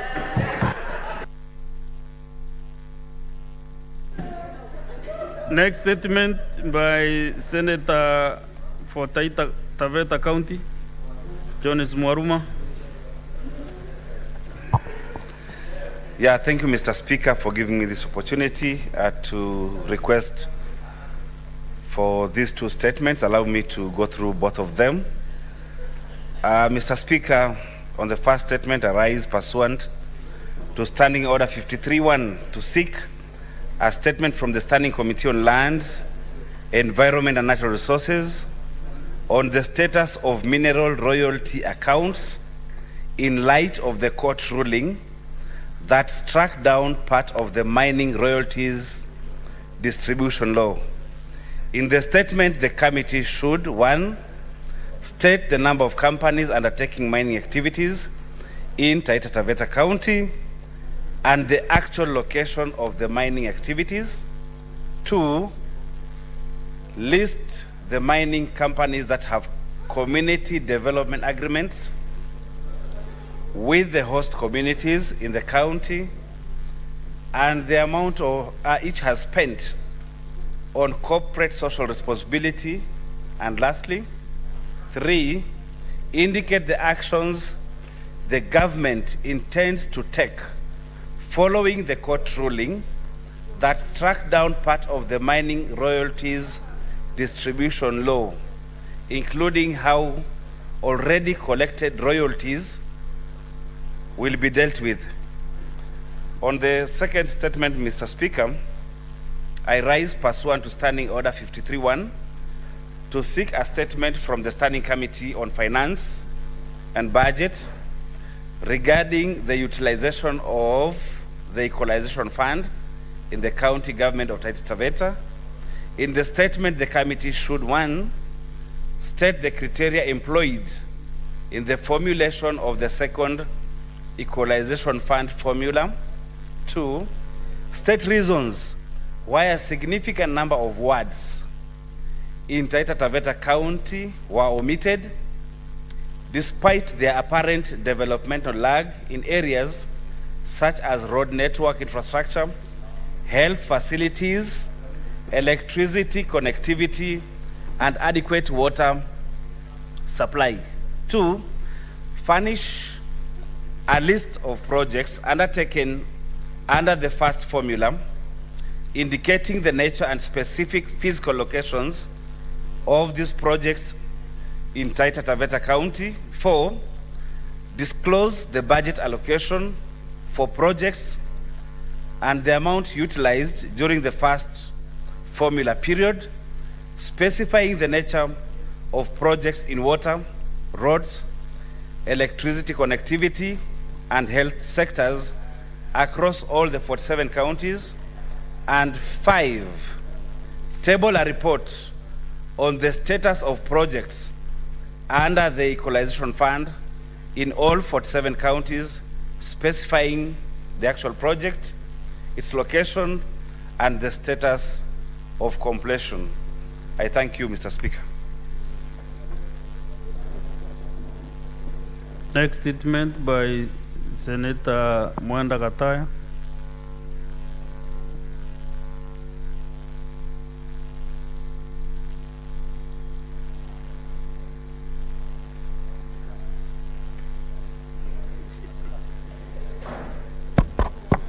Thank you, Honorable Speaker. I have 3 statements that I want to make, and I will start with this is statement on the compensation of a family struck by lightning in Tharaka County. Honorable Speaker, I rise pursuant to Standing Order number 53-1 to seek a statement from the Standing Committee on National Security, Defense, and Foreign Relations regarding the compensation of a family struck by lightning in Ibote sub-location, KUTRRH location in Tharaka County on 24th of April 2023. In the statement, Honorable Speaker, the committee should appraise the Senate on the state of investigations into the death of 2 sisters, Ms. Jacqueline Kanywa and Ms. Florida Kendi, after lightning struck their house in Ibote sub-location. State if there are plans by the county government to compensate the affected and the family in compliance with Section 6 of the Tharaka County Emergency Fund Act number 4 of 2016, considering that the mother of the 2 deceased girls also sustained burn injuries on her hands caused by the lightning. And number 3, Honorable Speaker, the same committee should state the measures in place to deal with the lightning managed, such installation of lightning arresters in the Tharaka County, which is prone to such instances, particularly during the rainy season. Thank you, Honorable Speaker. This is Senator Mwanda Gataya, More Fire Tharaka County. In the second statement, Honorable Speaker, I am seeking answers on the declassification of Igamangombe sub-county in Tharaka County as an arid and semi-arid area also.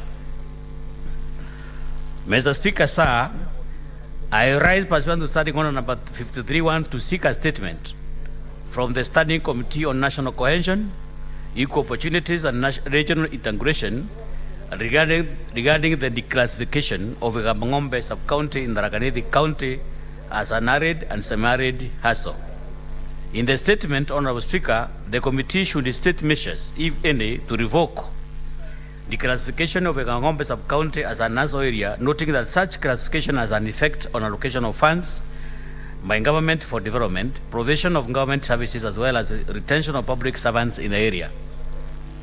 2, and advise on measures in place to mitigate against further marginalization of the region following its disqualification as an area. Number 3, Honorable Speaker, the committee should explain targeted interventions by the national government to initiate development projects in the region, including improvement of infrastructure and government facilities such as health facilities and schools. Number 4, Honorable Speaker, the committee should report on whether the National Treasury intends to allocate funds to Kamangombe sub-county to help mitigate the effects of harsh climatic conditions, including recurrent spells of drought that have further caused further marginalization of the area. Thank you, Honorable Speaker. This is Senator Mwenda Gataya. More further, the third statement, Honorable Speaker, is on the erection of speed bumps on Parliament Road. Mr. Speaker, sir, I rise pursuant to Standing Order 53.1 to seek a statement from the Standing Committee on Roads, Transportation and Housing on the erection of speed bumps on Parliament Road. In the statement, the committee should state the plans, if any, by the government to erect speed bumps along Parliament Road, noting that pedestrians are at risk being hit by motorists who overspeed at the zebra crossing, and indicate the timelines for the erection of the speed bumps. Thank you, Honorable Speaker. Senator Mwenda Gataya. Senator Tharaka Nithi. Next, Senator Jackson Mwandago.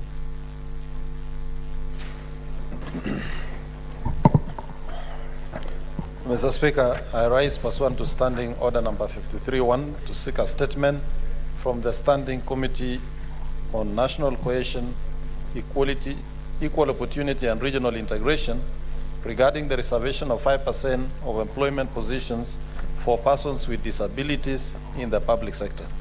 In the statement, the committee should, 1, clarify whether the provisions of the Persons with Disability Act 2003 on the reservation of employment positions for PWDs have been complied with in the ongoing recruitment by state corporations, including Kenya Revenue Authority, Kenya Water Institute, and the Communication Authority of Kenya. And 2, state the measures the Office of the Inspector General of State Corporation has put in place to ensure compliance with the Persons with Disabilities Act 2003 by state corporation. Thank you, Mr. Speaker.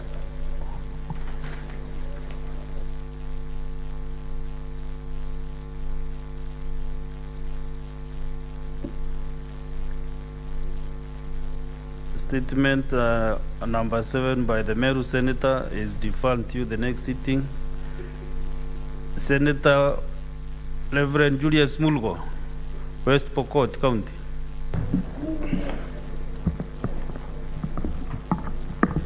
Thank you, Mr. Speaker. I rise to request for a statement on the registration of persons in West Pokot County. Mr. Speaker, sir,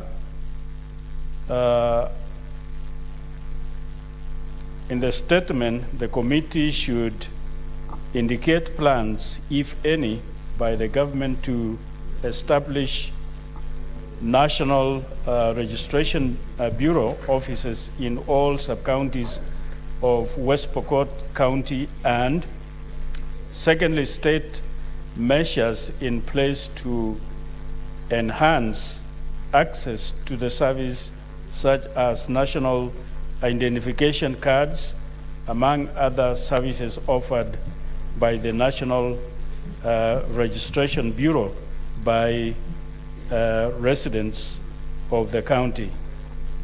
Thank you, Mr. Speaker. Thank you. Senator Joseph Giduku.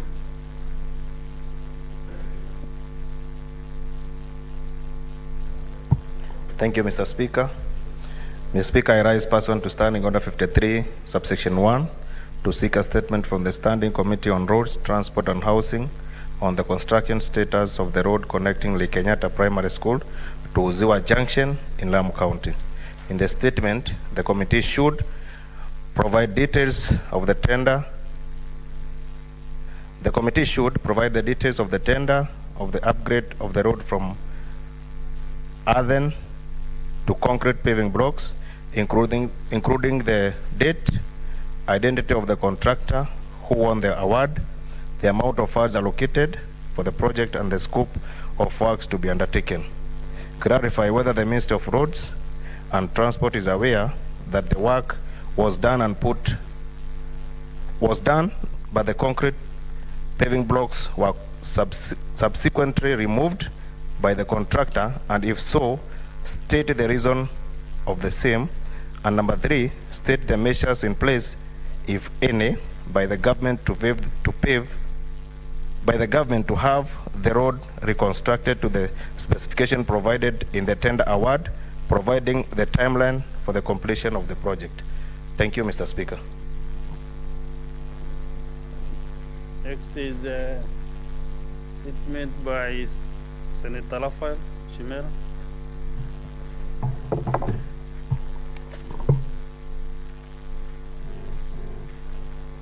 Thank you, Mr. Speaker. Mr. Speaker, I rise pursuant to Standing Order 53-1 to seek a statement from the Standing Committee on Roads, Transportation and Housing on the construction of the Kwale-Kinango Road.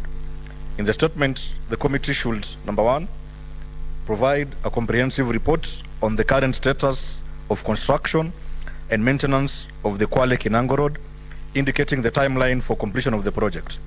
Number 2, explain the challenges faced during the construction and maintenance process, detailing the measures being taken to address the challenges to ensure timely completion of the project. Number 3, outline plans in place, if any, to engage the local communities along the road to address their concerns as they arise throughout the construction phase. And lastly, Mr. Speaker, appraise the Senate on the steps being taken to ensure the road is built to specifications provided in the tender award, further stating measures in place to ensure regular maintenance of the road. Thank you, Mr. Speaker. The statement, thank you. The statement by Senator Murang'a County and Nandi Senator. Those two statements and fund. Is then a majority leader under 57-1? Oh, sorry, the last one by Senator Mohamed Faki.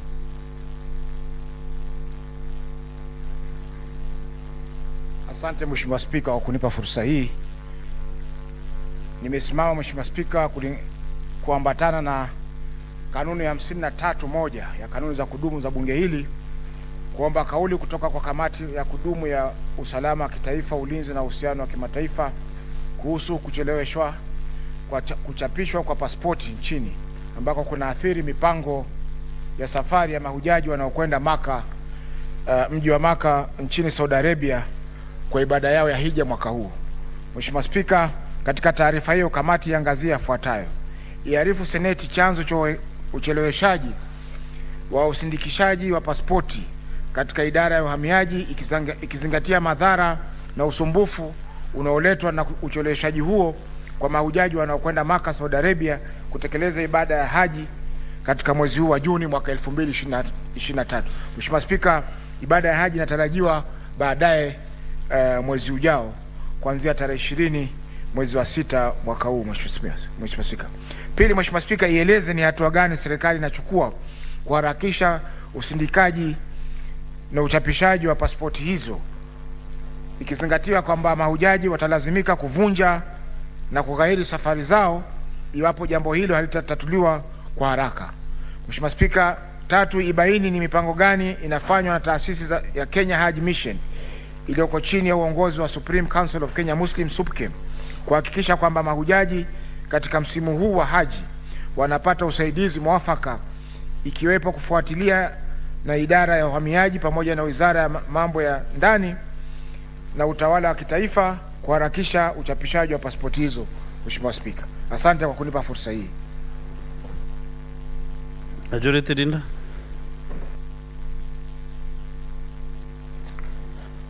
Thank you, Mr. Speaker. Mr. Speaker, I rise pursuant to Standing Order. Now, I hereby present Standing Order number 57-1. Sorry, Mr. Speaker, sir, I hereby present to the Senate the business of the House for the week commencing Tuesday, the 6th of June, 2023, pursuant to Standing Order number 57-1. Mr. Speaker, sir, as I highlighted in my statement on Thursday, the 25th of May, 2023, there are important financial instruments which are pending consideration in the Senate. These are the County Allocation of Revenue Bill, Senate Bill number 16 of 2023, the Equalization Fund Appropriation Bill, Senate Bill number 3 of 2023, and the Equalization Fund Administration Bill, Senate Bill number 14 of 2023. These financial instruments are critical for the operations of the county government and their expeditious consideration, passage and assent will facilitate county governments to finalize their budgets ahead of the commencement of the next financial in July 2023. Mr. Speaker, that's a very important point, and it's good that while I say this, stickler for the rule of law, Senator Mtata, is here. You understand how counties are supposed to do budgets. Yet, unfortunately, as a House, we cannot raise the requisite 24 delegations to pass these particular bills, so that counties can then book them onto their books and do them as a singular budget for the counties that qualify under equalization fund. Therefore, I want to request, Mr. Speaker, that the whips, I don't see the whip of the minority side. I know Senator Boni is here, that we please do whatever we can to make sure that on Tuesday next week, we take a vote on these very important financial instruments, Mr. Speaker. I also urge colleague senators to be present in the House, Mr. Speaker, on that particular day, on many other days. Mr. Speaker, you know, it's the irony of life. During campaign periods, thousands of people fight to get a chance to represent others in Parliament and come to this House. Unfortunately, after people have granted you the opportunity to sit there and represent them on their behalf, and be there on their behalf, Mr. Speaker, unfortunately, you find empty benches in the and seats in both houses of Parliament. It's something I have never understood, Mr. Speaker. I therefore urge, Mr. Speaker, that we be present on Tuesday so that we conclude on that very important business. Mr. Speaker, sir, in summary, out of the 33 bills published in the Senate, the following are pending consideration. 19 are at second reading stage, 5 are at the committee of the whole, 2 of which are listed in today's order paper at order number 10 and 11 for division. It's rather obvious to everyone whether we'll have division or not, Mr. Speaker. And while a further 6 are undergoing concurrence pursuant to to Article 110(3) of the Constitution of the Republic of Kenya. Honorable Senators, from the foregoing, it is evident that the processing of bills is slow-paced.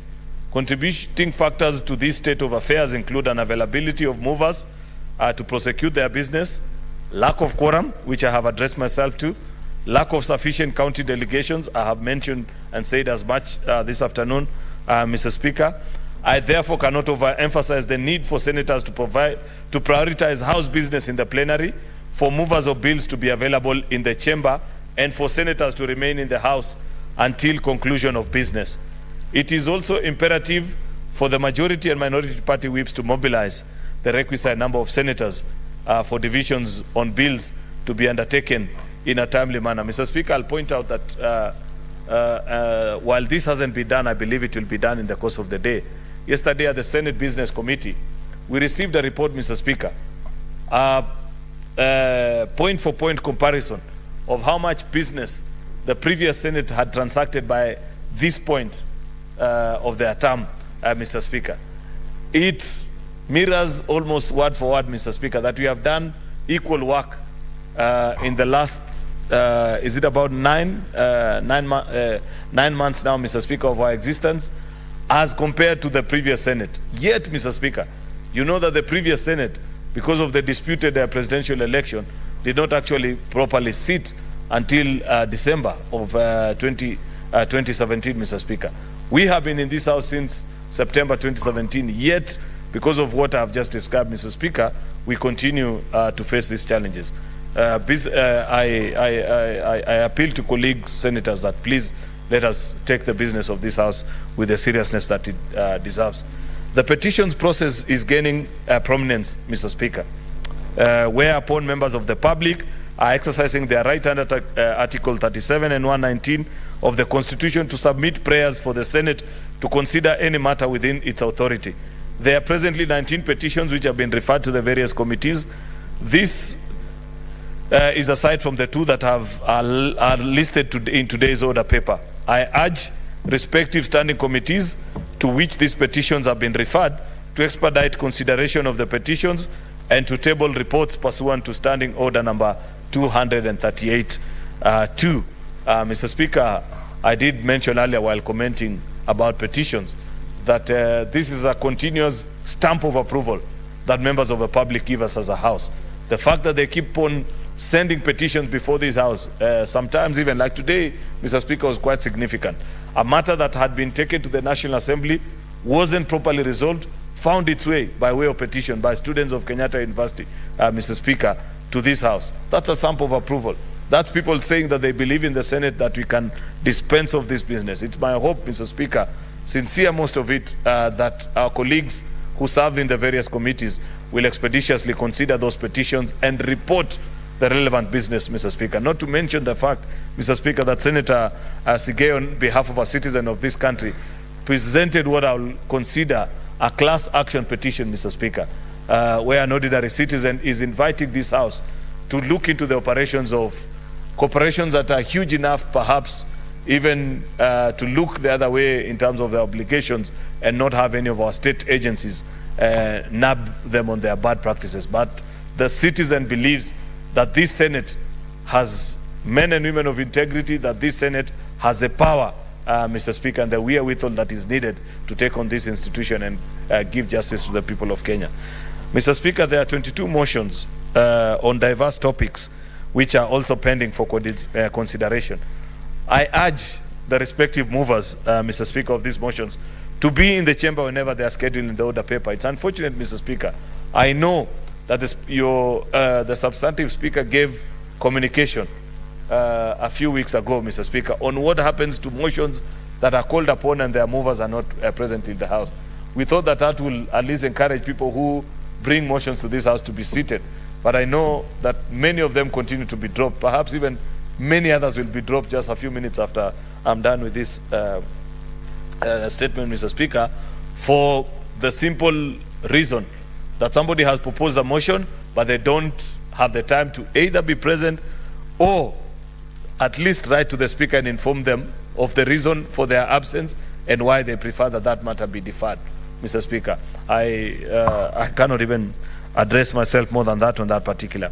On matters of questions, at its meeting held on Tuesday, 30th May 2023, the SPC approved the 5th set of questions to be scheduled in the order paper for Wednesday, 14th June 2023 morning sittings. The questions, which include a question by Senator for Laikipia to the Cabinet Secretary for Interior on security situations in both Laikipia and the North Rift region. Mr. Speaker, a further one by the same Senator to the same Minister on the administration, on the Minister for Interior concerning the rampant abuse of ketamine, Mr. Speaker.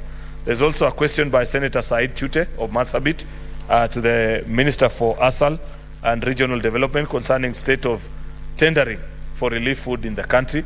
A very important statement, Mr. Speaker. There's a further question by the same Senator to CS for Trade and Investment concerning pre-qualification of companies to import commodities by KNTC, Kenya National Trading Company.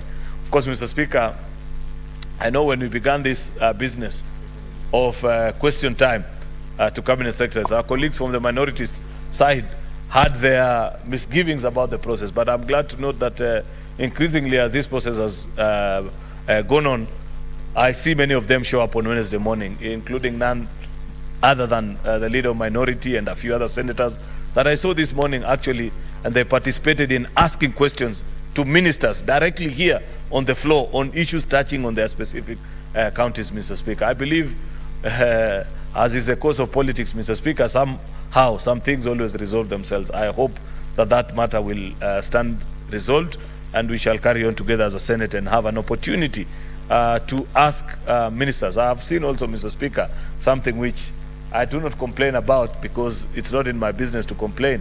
And when the ministers eventually complain to me, I'll pass blame back to you on the expanded interpretation of what supplementary questions are. If you're in the session today, Mr. Speaker, you know that both cabinet ministers that appeared here answered a completely new set of questions separate from what had been asked, but I'm glad that they handled it well. Mr. Speaker, of course, you know, they say the famous or the infamous story about the camel and the tent, Mr. Speaker, where it asked for just an opportunity to put in the head alone, Mr. Speaker. and you know subsequently what eventually happened. I guess that's what this parliament can do with this question time to our ministers, Mr. Speaker. Of course, the minute, once they are here, if there is a matter of great national importance, Mr. Speaker, we cannot sweep it under the carpet and just say, because it was not a previously asked question, it's not something worth considering, Mr. Speaker. I believe as a House, we have the power to ask that particular cabinet minister, what exactly are they doing about that particular matter? So we celebrate you as senators, Mr. Speaker, for allowing that latitude for colleagues to raise issues with ministers, issues that touch on the people that they represent in this House, Mr. Speaker. As indicated in the order paper number 12, I will shortly move a motion for the suspension of the morning sitting on Wednesday, the 7th of June, Mr. Speaker, so as to avail the opportunity for members of parliament, including senators included, Mr. Speaker, to participate in the national prayer breakfast. This is an annual event convened by parliament, just for the sake of it, because maybe there are people who may hold different views. You will have to know, Senator Catherine Muma, that because bipartisan is a vogue word, this is a bipartisan event, just for your comfort. Otherwise, there are people who maybe think they may not want to show about it. This is one occasion that as members of parliament, together with the executive, we tolerate each other and pray.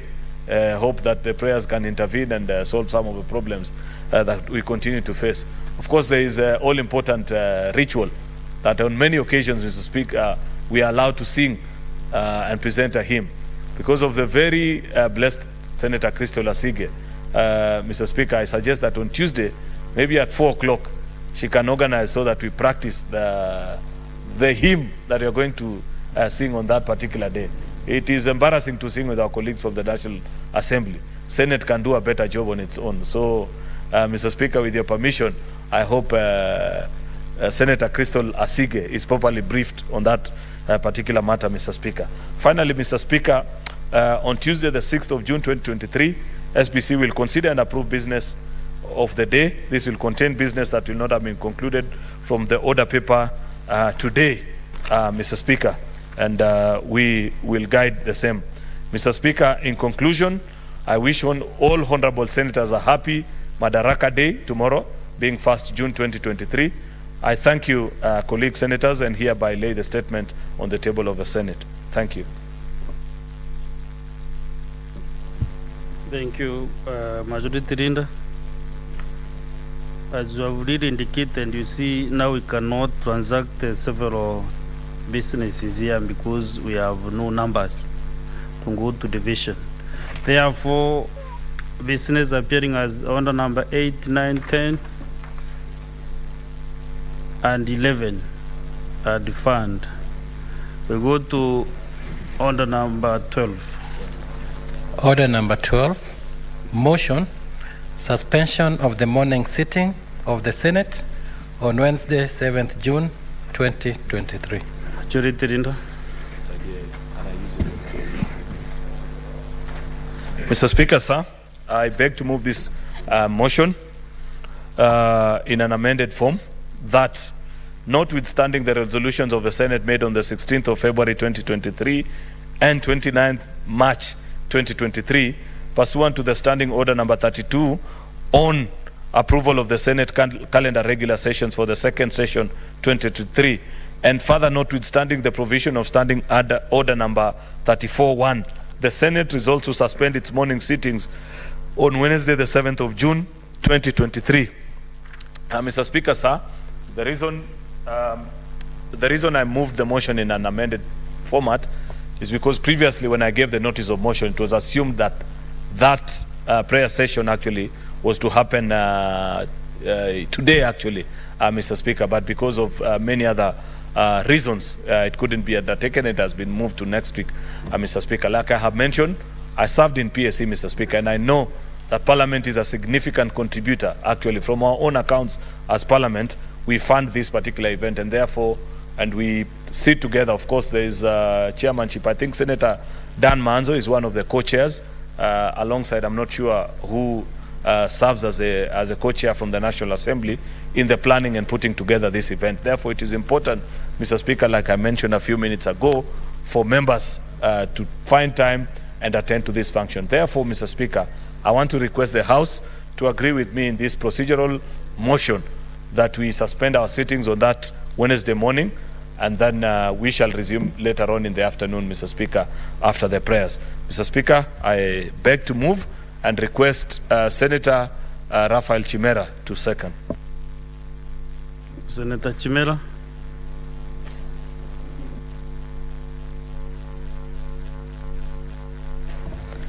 Thank you, Mr. Speaker. I rise to second the motion by the Majority Leader. This is a very, very important function nationally. As you all might be aware, as a nation, we are a very prayerful nation, and I think this is a proper motion, and it's actually okay if, as a Senate, we suspend our sitting on that day so that we can have an opportunity as senators, as Kenyans, through our leadership, to actually converge together and gather together and pray for the nation. And I also want to take this opportunity to also thank my colleagues and senators for actually taking the morning session to basically relay their question to the CSS. But I believe next week, next Wednesday, we have a chance to congregate together, speak to our Lord, air our issues, and pray for this nation. We know we've come from a very tumultuous political period, and it is only prayer and prayer that can actually lead this nation in the right direction. For those many remarks, Mr. Speaker, I beg to support that motion. To second, sorry, Mr. Speaker.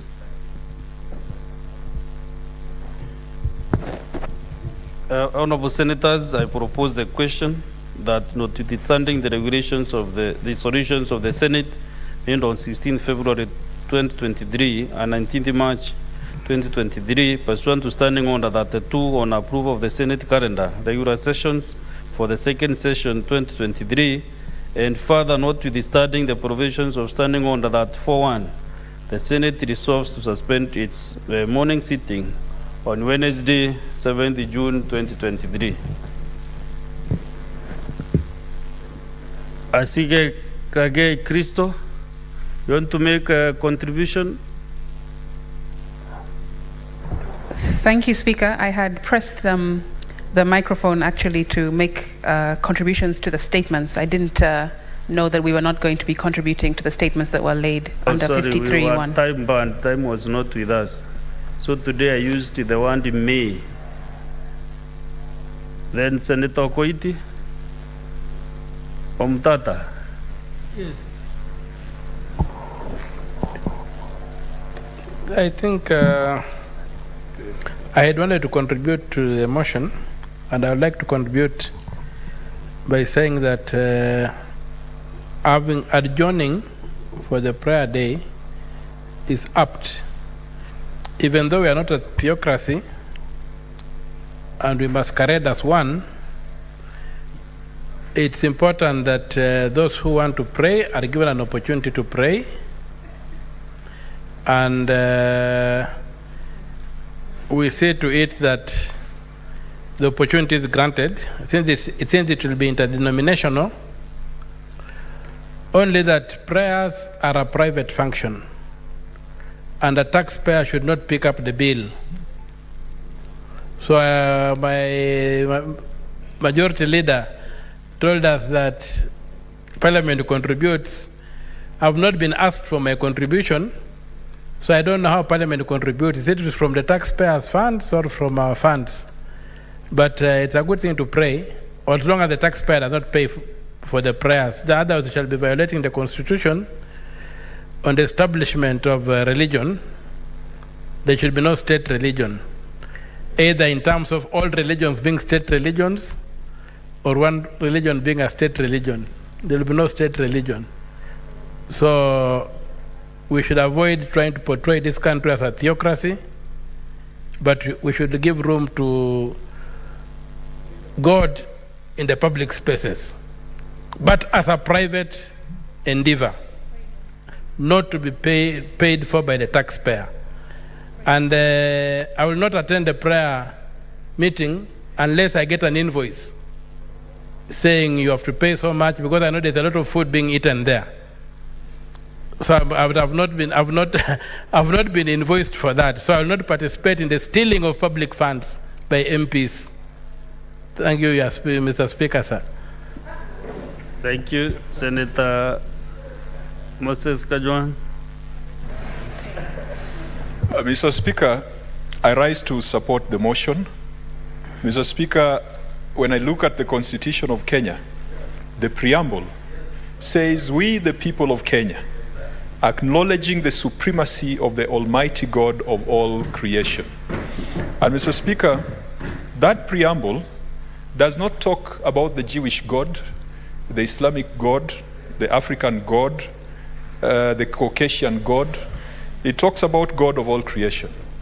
And so we must acknowledge the supremacy of God, whoever you perceive him to be. I think there's a phrase in Desiderata by Mark Reman that talks about believing in God, whoever you perceive him to be. And Mr. Speaker, I'm sorry, Mr. Speaker, what we must be careful about in this country is to elevate one God above others, is to elevate the Christian God above the African gods, or to elevate the African gods above the Christian gods. In this country, and even in the county that I represent, many people are practicing Christians, but there are still people who believe in African gods and African spirits, who believe in a connection between those present and those who have gone before us. And that is why, even when we go to funerals, after praying, after invoking all the Latin liturgies that accompany our burial ceremonies, you will find us saying to the person, the dead, telling the dead to go to pass our greetings and pass messages to those who died before them. That tells you, Mr. Speaker, that we are like the Oreo biscuit. We are Christian on the outside and African on the inside. Mr. Speaker, it's important for a country to pray. It is important for the country to recognize God. But our Constitution also requires us to recognize other people. Mr. Speaker, if you look at that preamble, our first acknowledgement is the supremacy of the Almighty God. The next line is that we need to honor those who struggle to bring freedom and justice to our land. When will Parliament ever adjourn to honor those heroes who struggle to bring freedom and justice to our land? Yes, we've got Madaraka Day and Jamhuri Day.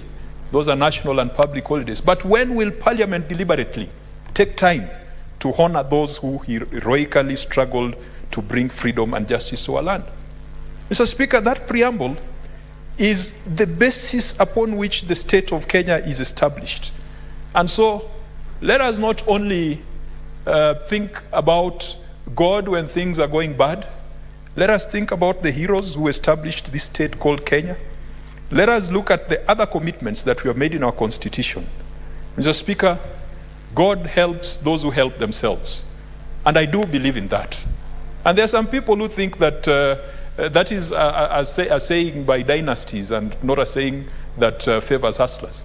Because even the hustlers, if you are not going to go out to push that wheelbarrow to the market, you are not going to get money for the day. This country cannot mismanage its finances. This country cannot mismanage policy and then turn to prayer. We must do the things that God has endowed us with knowledge and wisdom and capacity to do. And only then, after we have applied ourselves fully, and we see that results are not forthcoming, that is when we go for that national prayer, national fasting, and all those activities that we are being encouraged to do. Mr. Speaker, I have no problem with religion. I have no problem with us setting aside a day for prayer. I only have a problem with anything that will breach Article 8 of the Constitution that says that there shall be no state religion. I want to encourage those who are organizing the prayer day that let us ensure that all the gods that we believe in are worshipped and are upheld and are put at the same level on the day we are having the national prayers. Mr. Speaker, finally, if you look at the second schedule of our Constitution, our national anthem is there. And the first word, the opening comments in our national anthem is, "O God of all creation, bless this our land and nation." But then the next one says, "Justice be our shield and defender." Mr. Speaker, I hope we can be true to the words of the national anthem, not just be true to the first stanza, but be true to the entire national anthem, so that we have justice in our country, we have liberty, and plenty can be found within our borders. And when there's plenty within our borders, the state shall not steal it back from us in the form of draconian taxes. Mr. Speaker, I support. Honorable Senators, having no other senator interested to contribute, I call upon the mover to reply. Mr. Speaker, I want to thank the colleagues who've contributed to this fairly straightforward motion. You know, Mr. Speaker, in the 19th century, there was a German philosopher called Friedrich Nietzsche, and he advanced the theory then that became to be known as God is dead. Therefore, a few of his adherents, Mr. Speaker, at the university where he taught, wrote a huge mural on the wall that God is dead, Friedrich Nietzsche. Then, as fate will have it, Mr. Speaker, in the year 1900, he passed on. Then one cheeky student came and wrote underneath the mural that they had made celebrating Friedrich Nietzsche, and signed on to it with a spray paint that Nietzsche is dead, signed God. Mr. Speaker, that lesson is to maybe those who may want to believe or imagine that for one reason or the other, there's no place for God in society. I don't get that sense from many of the contributions that have been made today. But Mr. Speaker, you know, it's important that as a House we take time.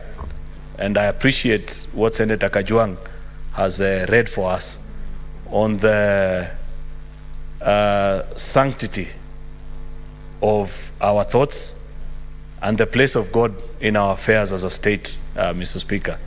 I do not think, Mr. Speaker, that in any way getting us to pray suggests that there's a dereliction of duty on our part as leaders, especially those that serve in this present administration.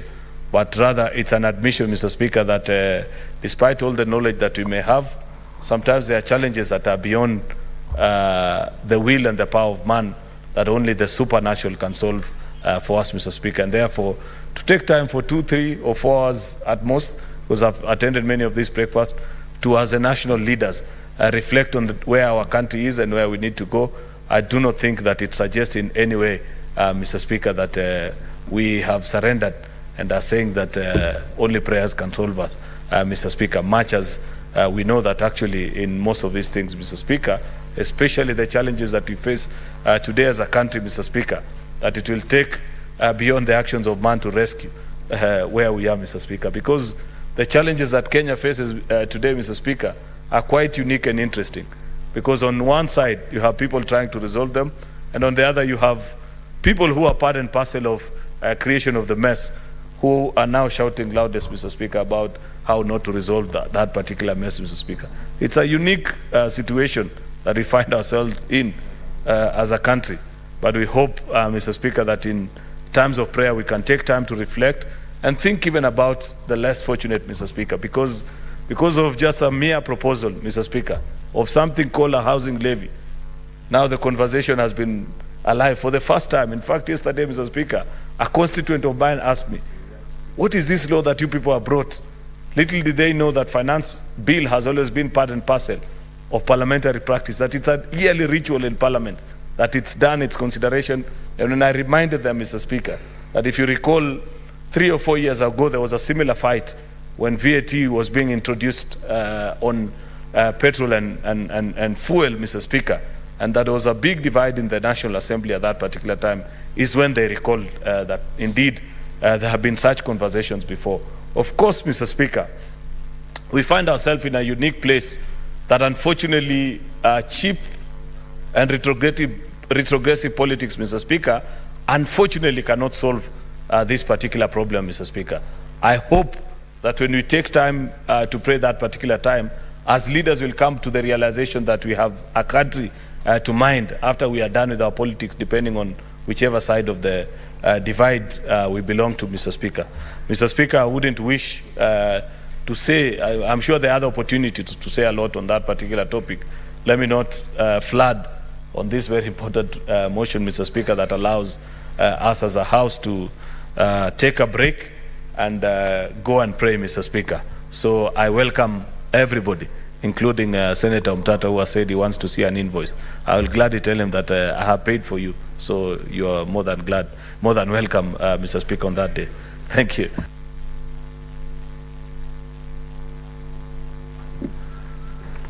Honorable Senators, want to determine that this matter does not involve counties, and therefore I put the question that, notwithstanding the resolutions of the Senate made on 16th February 2023 and 29th March 2023, pursuant to Standing Order 32, on approve the Senate calendar regular sessions for the second session 2023, and further notwithstanding the provisions of Standing Order 41, the Senate resolves to suspend its morning sitting on Wednesday, 7th June 2023. Will as many as of that opinion say aye? Aye. Will as many as of a contrary opinion say nay? The ayes have it. Next order. Order number 13, the Employment Amendment Bill, Senate Bills number 11 of 2022, second reading, resumption of debate interrupted on Tuesday, 30th May 2023. Senator Chelege, you have a balance of 55 minutes. I assume you were moving this motion yesterday. Okay. Thank you, Mr. Speaker, sir. I continue in moving the bill on the Employment Amendment Bill number 2022 on the right to disconnect, Mr. Speaker. As you are aware, I said yesterday in the opening remarks, this bill on the right to disconnect generated a lot of issues across the country, where people are saying that this bill will promote kupiga sherehe because your employer will not call you, will not call the employee, Mr. Speaker, sir. And Mr. Speaker, sir, in the onset of, Mr. Speaker, in the onset of COVID and lockdown, we started working remotely from home. And therefore, Mr. Speaker, there was a lot of challenges, Mr. Speaker, when it comes to how do you regulate. There is change in the traditional environment, Mr. Speaker, when you look under section 27 on hours of work. Mr. Speaker, as per the standard practice, hours of work in Kenya is between 8 a.m. and 5 p.m. in the evening, Mr. Speaker. So the right to disconnect bill is in recognition of the ever-changing work environment where many people, Mr. Speaker, are working from home. And by the way, Mr. Speaker, there is a lot of misinformation about this bill, that the employer cannot call an employee after work, working remotely from. How will you regulate, Mr. Speaker? How will you regulate, Mr. Speaker, on the hours? How do you ensure that somebody who is in the office, Mr. Speaker? So this bill of right to disconnect, there is a standard of engagement. Mr. Speaker, naturally, you would be paid overtime. You would be paid for extra working hours. Mr. Speaker, this bill of right to disconnect, Mr. Speaker, is to protect Mr. Speaker, the workers from burnout, Mr. Speaker, from fatigue. The employers who are notorious, Mr. Speaker, when at around 4:45, they give you an assignment and say by tomorrow 8 a.m. in the morning, in the first briefing meeting, the report should be ready. Mr. Speaker, we are threatening the right to privacy.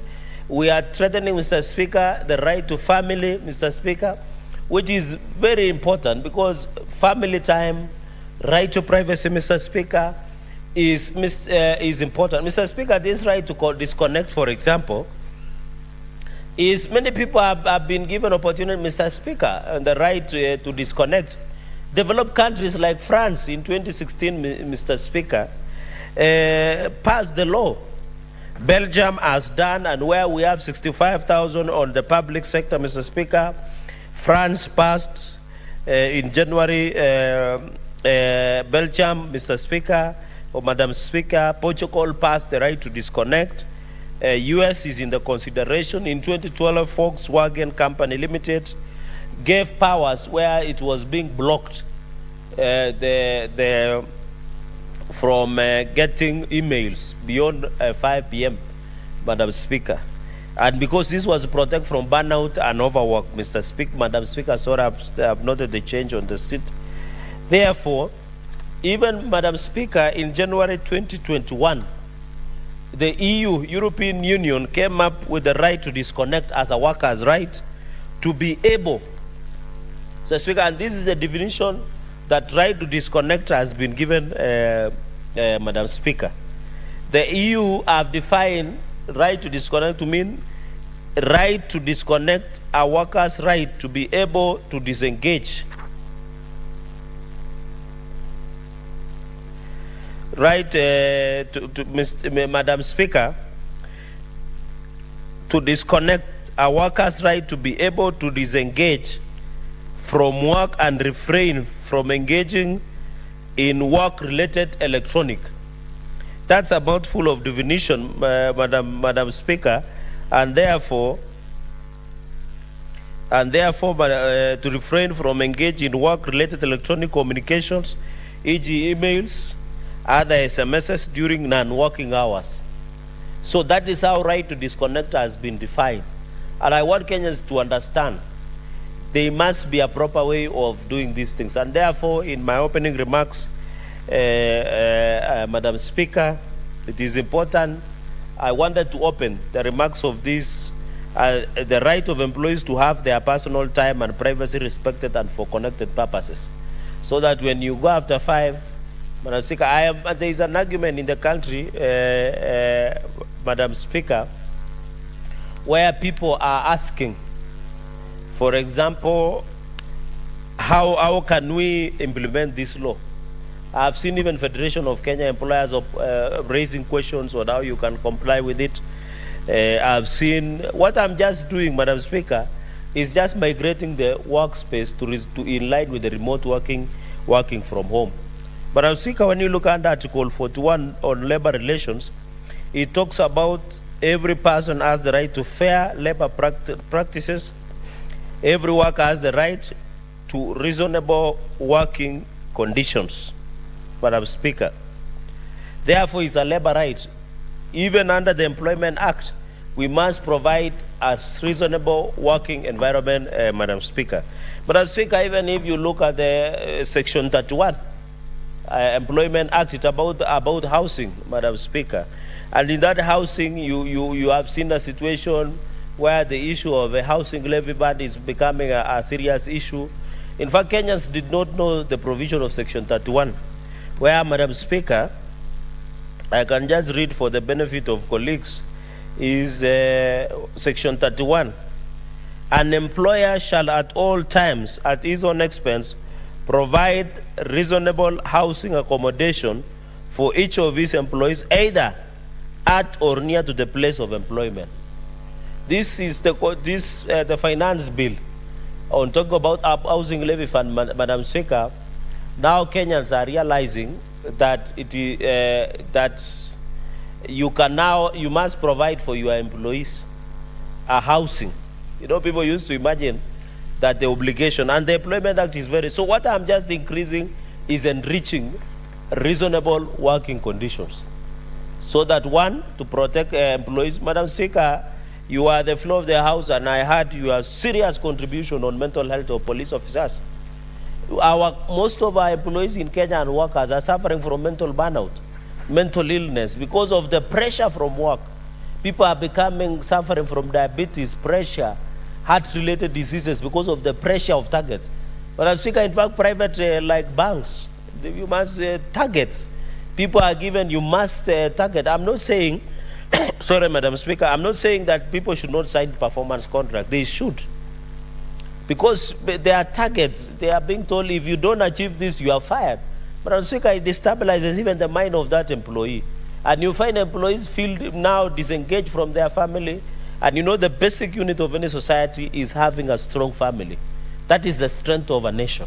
If you don't have a strong family, you must be there for your children, you must be there for your spouses, Madam Speaker, so that they also grow, so that we don't raise a generation where they don't respect authority or accountability or transparency, Madam Speaker. And therefore, this right to disconnect, and it is good. The People's Watchman is on the floor, and I'm giving him an addition to now to properly litigate, because if we pass this law, you shall not have an employer calling you beyond your leave days, your off days, your beyond working hours, because, Madam Speaker, we will be abusing that right that has been provided for.